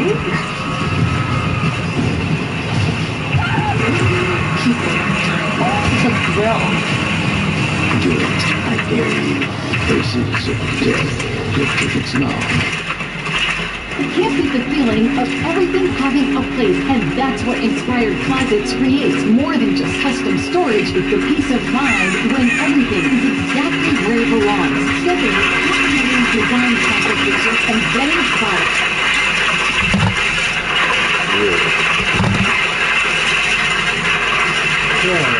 Where we get on?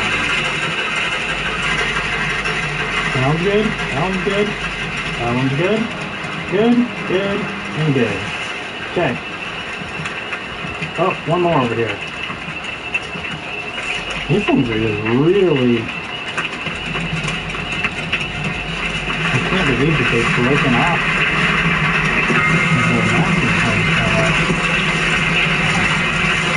Nicely. You know, a little soggy, that one. Whoa, that's a lot better. Get my large iron in here and kind of touch some of that solid like that. We don't need that much on there.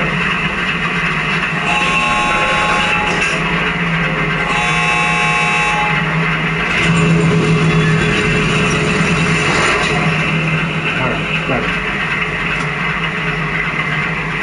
Sorry, got things so loose. Nope.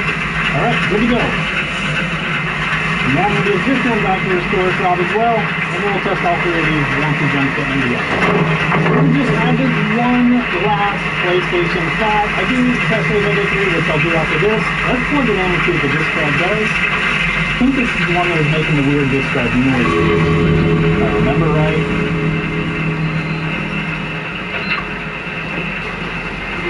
Yeah, let's get this thing apart and see what's going on inside. That's weird, they're just making all these noises when there's nothing even in it.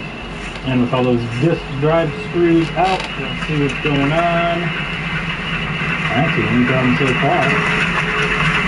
Everything looks totally normal. That's how it should be. That's how it should be. Thought there was going to be something more obvious. I was expecting this to be really easy to figure out what was going on. Already not been. And even with that plate off, I don't see anything obvious that's going on with this thing. Okay, so what I'm going to do here is I'm going to put this plate back on. And I'm going to try and put a disc in manually using the eject screw. I'm going to try and shove the disc in and out and just see what it does.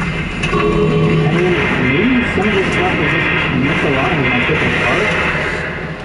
I mean, I feel like that can't be it, but sometimes it does happen. Especially if it's a disk drive that's been abused, you know, somebody's pulled the disk out of it when they shouldn't have, or something like that. Sometimes things can get it's not sure not possible.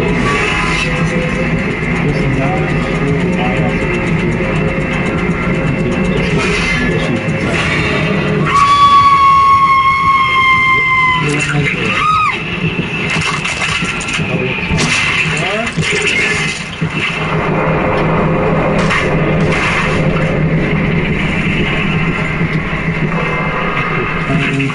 Fuck was the point of it? Dumbass. Oh, it only wants to go that way. Maybe these screws don't actually turn it that other way. You used to be able to on PlayStation 4s.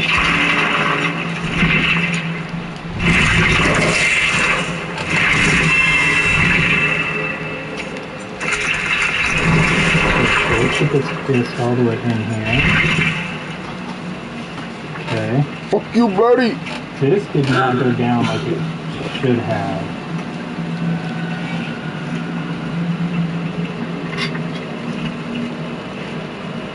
Okay, so normally this disc goes in like this, and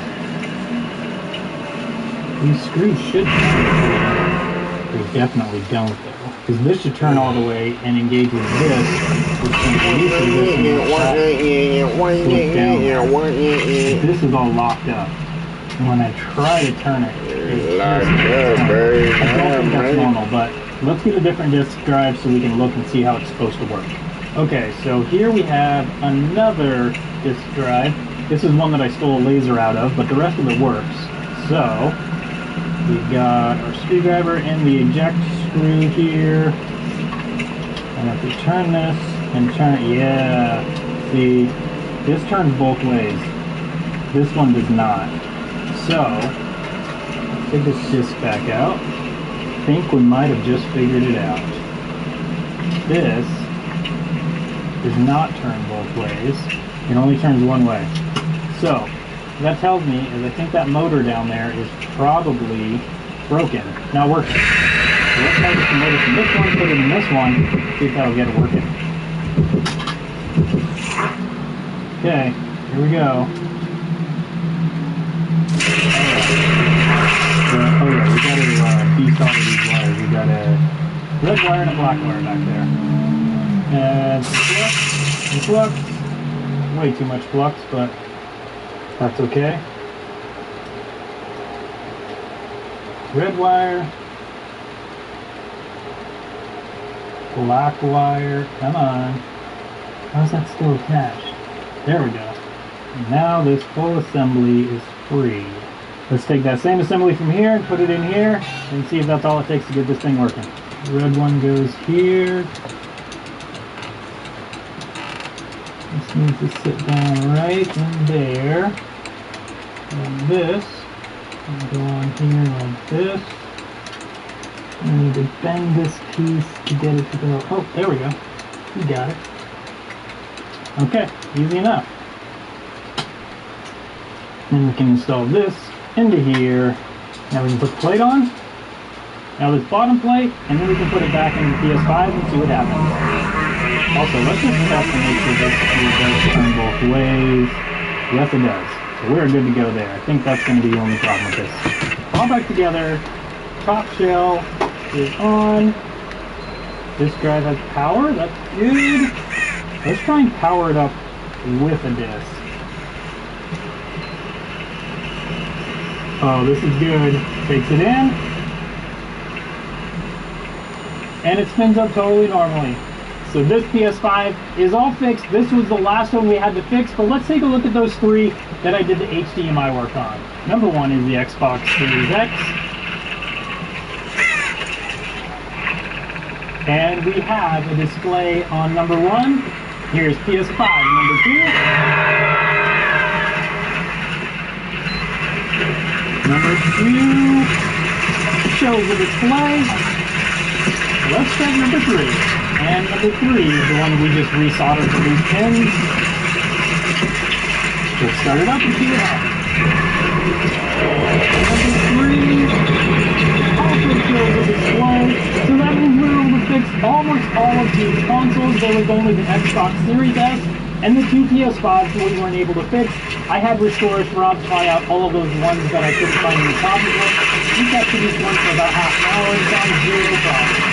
So this lot is definitely a good lot. Those 2 PS5s that I couldn't fix, I think I'm going to keep them around so I can do some testing on them and see if I can read the code and get those fixed. If you like this type of video, I think you're going to like the video where I bought a customer returns box of Nintendo Switches and I tried to fix those. I'll put a link up on your screen so you can come hang out with me over there and see if I was able to fix that. Don't forget to check out DW100. There's a link in the description. Thanks so much for watching today, and I hope you have a good one.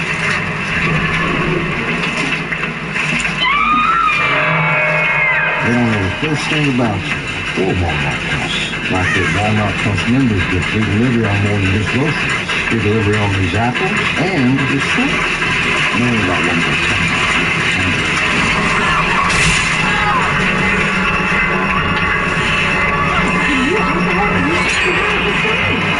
Smooth, delicious mint, 6 essential benefits, no worries.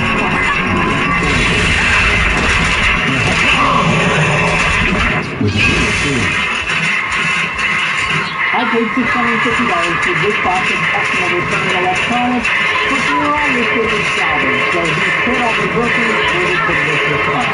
So first we have these 2 Xbox Elite controllers. This one is You got it. $15 each for these. So, I mean, I can make money on this one even just selling it just as is. But, I'm not totally sure. These are really hard to find. These grips right here, so I'll have to see if I can find some of those. And then this will not actually be in decent condition. Let's see what's inside the box. We have another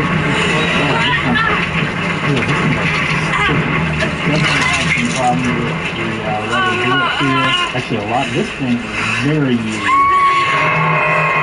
Somebody has also been inside of it. Taking apart. This is not looking good with this one. So we'll have a look at these in a minute. This one's definitely in better condition as far as like not being gross and sticky. All right, I think these are probably worth $15 because I can resell them just as is for more than that.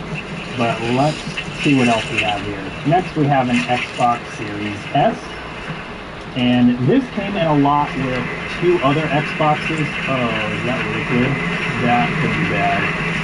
And more over here. That's not a good sign.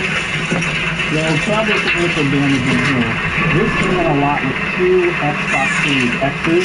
And there's just one price for all of them, so dividing the prices between the 2, it comes out to $165 each.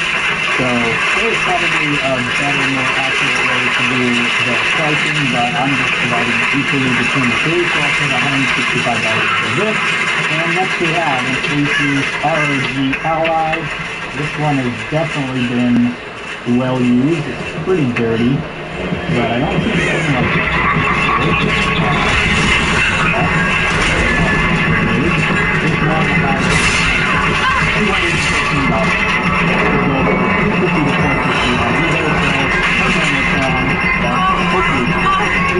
we have a PlayStation 5 5th edition. This is the 1215 model PlayStation 5 sale. I paid $75 for this. This came in a lot of PlayStation portals, so I just divided up the total price of everything and I paid $75. And that is this Xbox Series S. $5 for. And it is super great on the outside. I can only imagine what the inside looks like. Oh yeah, the fan is super dirty in this one. So if you're going to do, I'm going to send this one over to Robert in the store and have him do a cleaning on this. And I'll send this now there's one other item in this lot that is for its own business, and that is this Xbox Series X. It looks just like the normal Xbox Series X, but if you look at the back, this one is a prototype. And I've never seen one of these in real life, and I've actually never seen a video on this, so I'm going to take this one first on video, and I'll be posting that in a few videos. So once we can fix all of these, we can actually make a decent profit. In fact, only if we can fix some of these hard stuff out. Even though we'll get some of the boxes right now, and we're going to start getting the controller. Oh, man.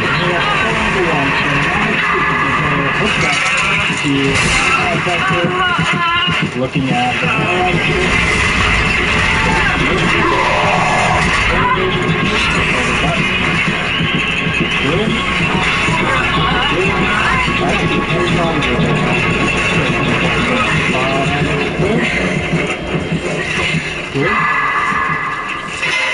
good, and good. Basically, we've got the problem with the grip, and then obviously it doesn't actually have the buttons that go on like the two analog stick caps and then the D-pad caps. So let's test the sticky one and see what's going on with that one. I feel like that one's going to be not good. Okay, we'll plug it in. It did buzz. Okay, we've got the left stick is not returning very well, so definitely a problem there. The A button and B button, I need to make a list of all this stuff we gotta do. Left, A stick, A and B buttons. Okay, what other things we have going on here? D-pad works. These buttons work. Check the buttons on the underside. Good. Good. And this. Oh, there we go. It actually works. It works if you push on it hard enough. So we're going to write that down as well. P1. Okay. Now we know what we need to do. Let's get this thing taken apart and see if we can fix it. This thing is so sticky. Gotta be like some soda spilled in here or something. Listen to this. Ew. Okay. That's so gross. This analog stick cover just fell off. Oh, that guy's pretty smashed up. So is that one.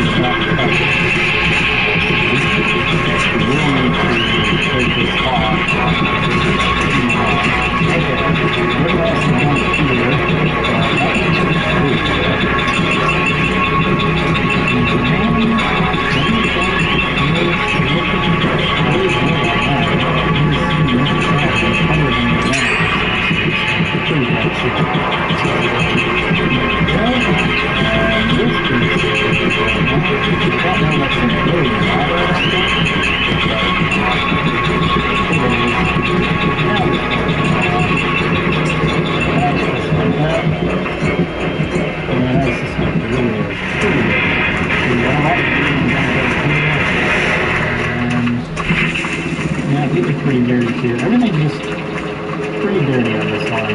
So the buttons that are having problems with this are the A and B buttons. I don't really see a huge problem. So it could have been just gunk.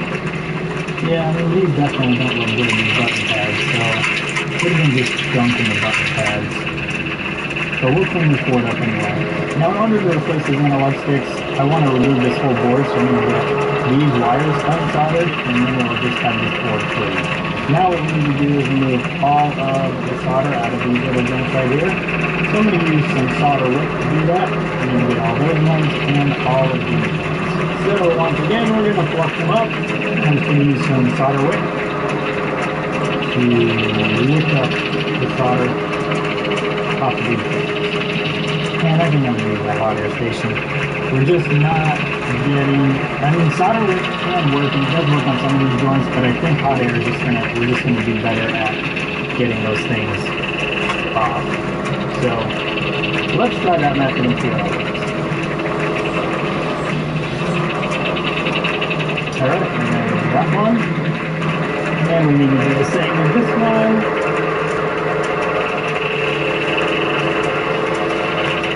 There we go.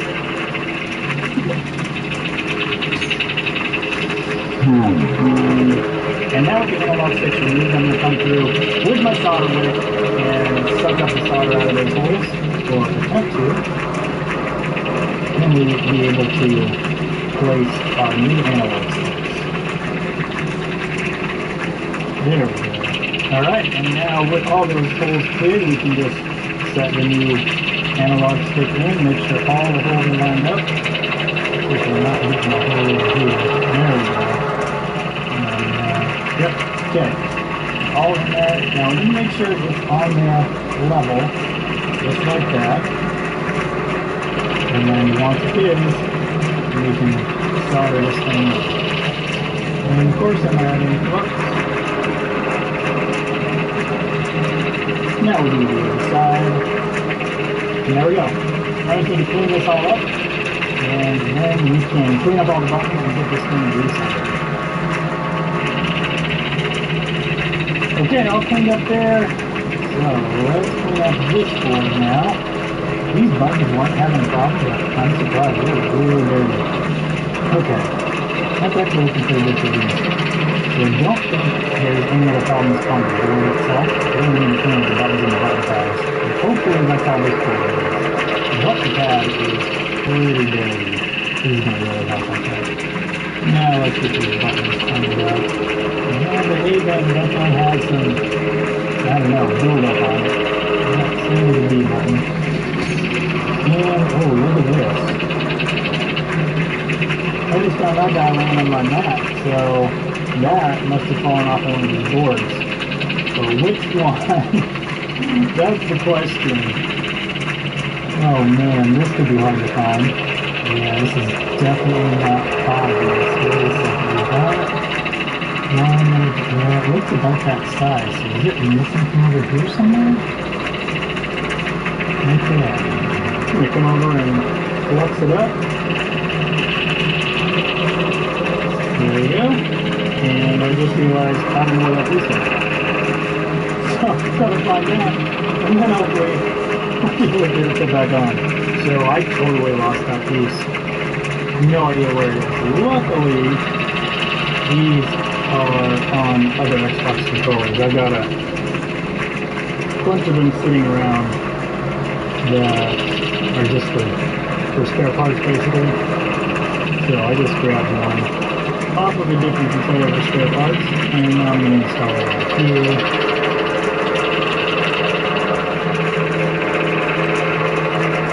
I'm a 200-year-old elm, and while I might be holding up on the outside, on the inside, I'm dead. Whoa! And if you don't have the right home coverage, this could break your bank. So get Allstate. Sure, there's places Taco Bell's crispy chicken nuggets haven't been, but now the inside of a Crunchwrap slider isn't one of them. The new crispy chicken Crunchwrap slider with creamy chipotle or jalapeno honey mustard inside. A brand new classic. Only at Taco Bell. Since your teeth are vulnerable, they need special care. Try new Sensodyne Clinical Repair today.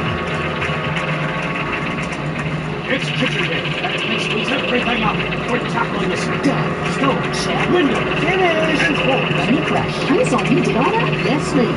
Wow, everyone hit the showers. I clean those too. One bottle, all clean.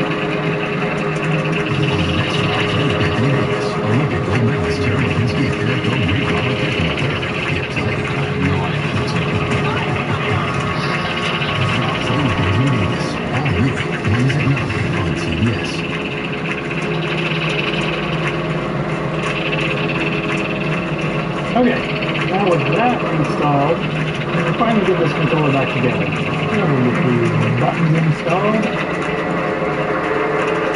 Now that those are in, we can get the board installed. We can install this board. That looks good. Now we need to solder these wires back on. I just figured out something that some of you guys have probably known for a while. This is not an Elite Series 2 controller. This is a Series 1 controller. The Series 2 does not have a removable battery cover, and it's also got USB-C. So this one is a Series 1, as is this one. The Series 1s are the ones that had these green buttons. That's the first thing that tipped me off. And I think this white piece is something that somebody just installed on there. I don't think that's the piece that goes here. So, unfortunately, this is not worth as much as I thought it would be. And it probably wasn't worth all that work I did to it all. But, either way, we've already fixed it this far. We might as well finish the job. This is what that piece is supposed to look like. Kind of all one piece that slide down there and snap into place. Alright, now that that is basically done, we need to clean off all the stickiness off of this top plate. And it is very sticky. So, I'm just going to come in with paper towel. Something's coming off, that's disgusting. And this part is not coming off. I think the best thing to do here is just replace this piece, because it's going to be really hard to get all these little corners right in here. So let's get rid of this one, and instead install this one. This one's got a little bit of gunk in the corners and whatever, but that's easily removable. Not that it's like a huge deal, but I mean, the box that came with this other one is a Series 2 box, so I feel like somebody replaced or returned a Series 2 box with a Series 1 controller, probably after they bought a Series 2 controller and essentially got a free one. Unfortunately, working with returns, that is what happens sometimes. Now we can install this. There we go. Alright, given that this is not in amazing shape, I'm not going to spend the money to replace these side covers, these grips, because we're not going to get a ton of this anyway, and just replacing these is just going to make it so we get less money for it overall, because we'll be spending money on it. Alright, so that's back together. Let's test it and see if all that worked, made it work correctly. Okay, let's check A, B, good. Those buttons all work, these buttons work, those work, analog sticks work, and P1 and P3 don't register. I don't know if that's because they're programmed not to. I think that could be the case here, because they feel really good. And given that it's P1 and P3, I think that's the case. I'm not an expert on these, but I would guess that's what's going on here. So this controller, at least I think, is working good. I need to do some research and see if P1 and P3 can be programmed to not do anything when you press the buttons. Let's move on to the other Xbox Elite Series 1 controller with, as far as we can tell, just the bad grips. So for this one, this rubber is just peeling right off of these things. That's just crazy. Like, it's attached a little bit right here, but that's it. The crazy part is this part is like stretched. It doesn't even fit in the same area anymore. If it was the same size, then we could like easily think about it, but we just can't. And unfortunately, there's no way to replace that. Even if you have, so this is a good Elite Series 1 controller, and this is just bonded very tightly to that. So we can't just like peel it off of this and put it on this or anything like that either, because peeling this off will damage this one. So unfortunately on this, there's not really that much we can do for it. One thing I can do, since we have that Elite controller, the parts that I use, we can take these off and then at least have grips on the side that are in better condition, just like this. There we go. So then at least it's not in as bad a condition. Still not great, obviously. So we should be able to still sell this for $30 to $50 as is, especially since it is working. Now this one, I feel like we'll be lucky to get our money back out of it. I would say we could probably get $15 to $20 for it. So the two controllers, well, we may need a little bit of money on it. Really want to the Elite Series 1 and not the Elite Series 2. But let's move on to the Xbox Series S that I think is probably what the damage. Even though that's the case, I'm going to plug it in and see if we get anything on the screen or if we get any power at all. I'm not going to hook it up to HDMI yet, since I feel like it's probably not going to have power, but here we go. Plugged in. Let's see, here we go. Power button. Okay. So, my bite, alright, let me look it up the HDMI and see if we get anything on the screen. There it is.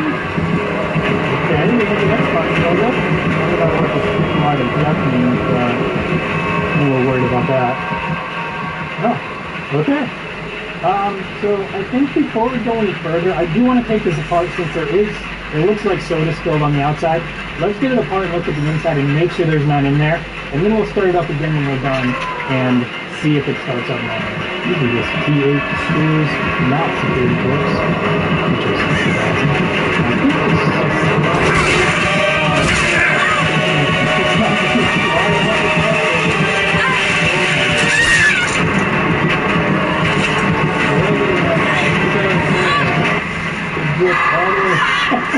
Yeah, this is so, okay. That's going to be disgusting, I can already see.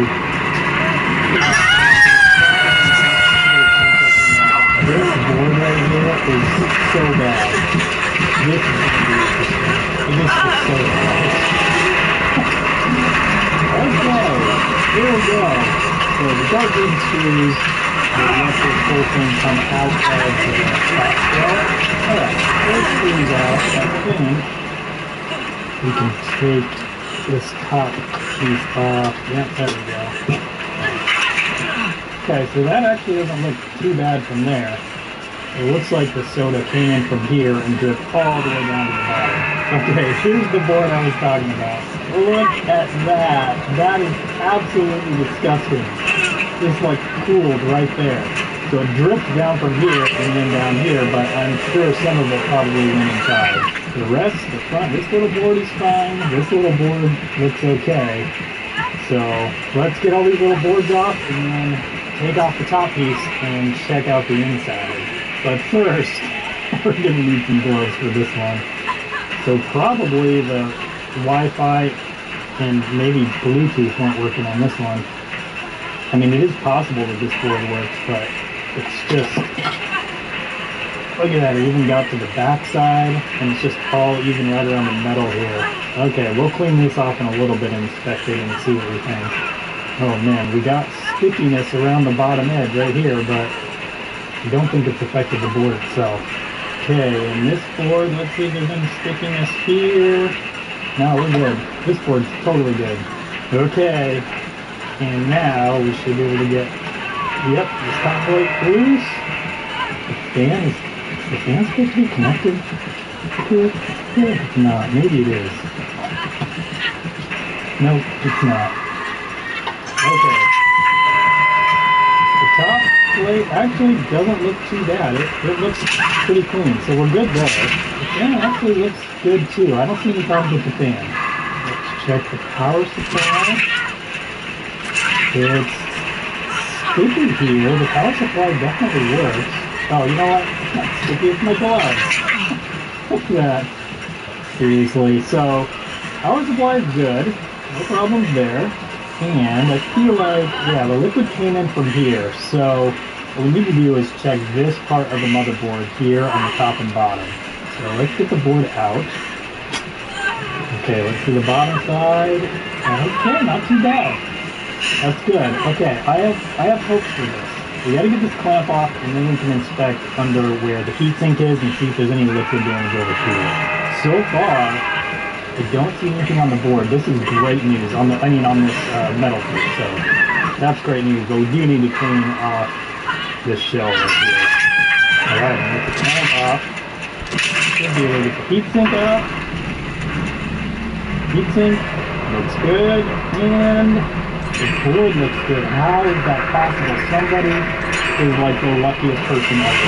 There's just absolutely nothing on the board. I'm not even sure how that's possible. That is amazing. Okay, well, let's get this thermal paste replaced, and then we'll get the cleaning done on the case. But this is surprisingly not liquid damage. I love it when this happens. Alright, so we'll get this thermal paste cleaned up. We'll get it replaced with, obviously, the perfect amount, and then we'll move on. And now I'll apply the perfect amount of thermal paste. And right there. Perfect. Now reinstall the heatsink and the clamp And then we'll start getting that case cleaned up. Alright, so this is probably the worst part. So what I'm going to do is just get some isopropyl alcohol and a cotton swab. And I'm just going to soak this really good just to start loosening this stuff. I mean, this is so sticky. So this is definitely discolored.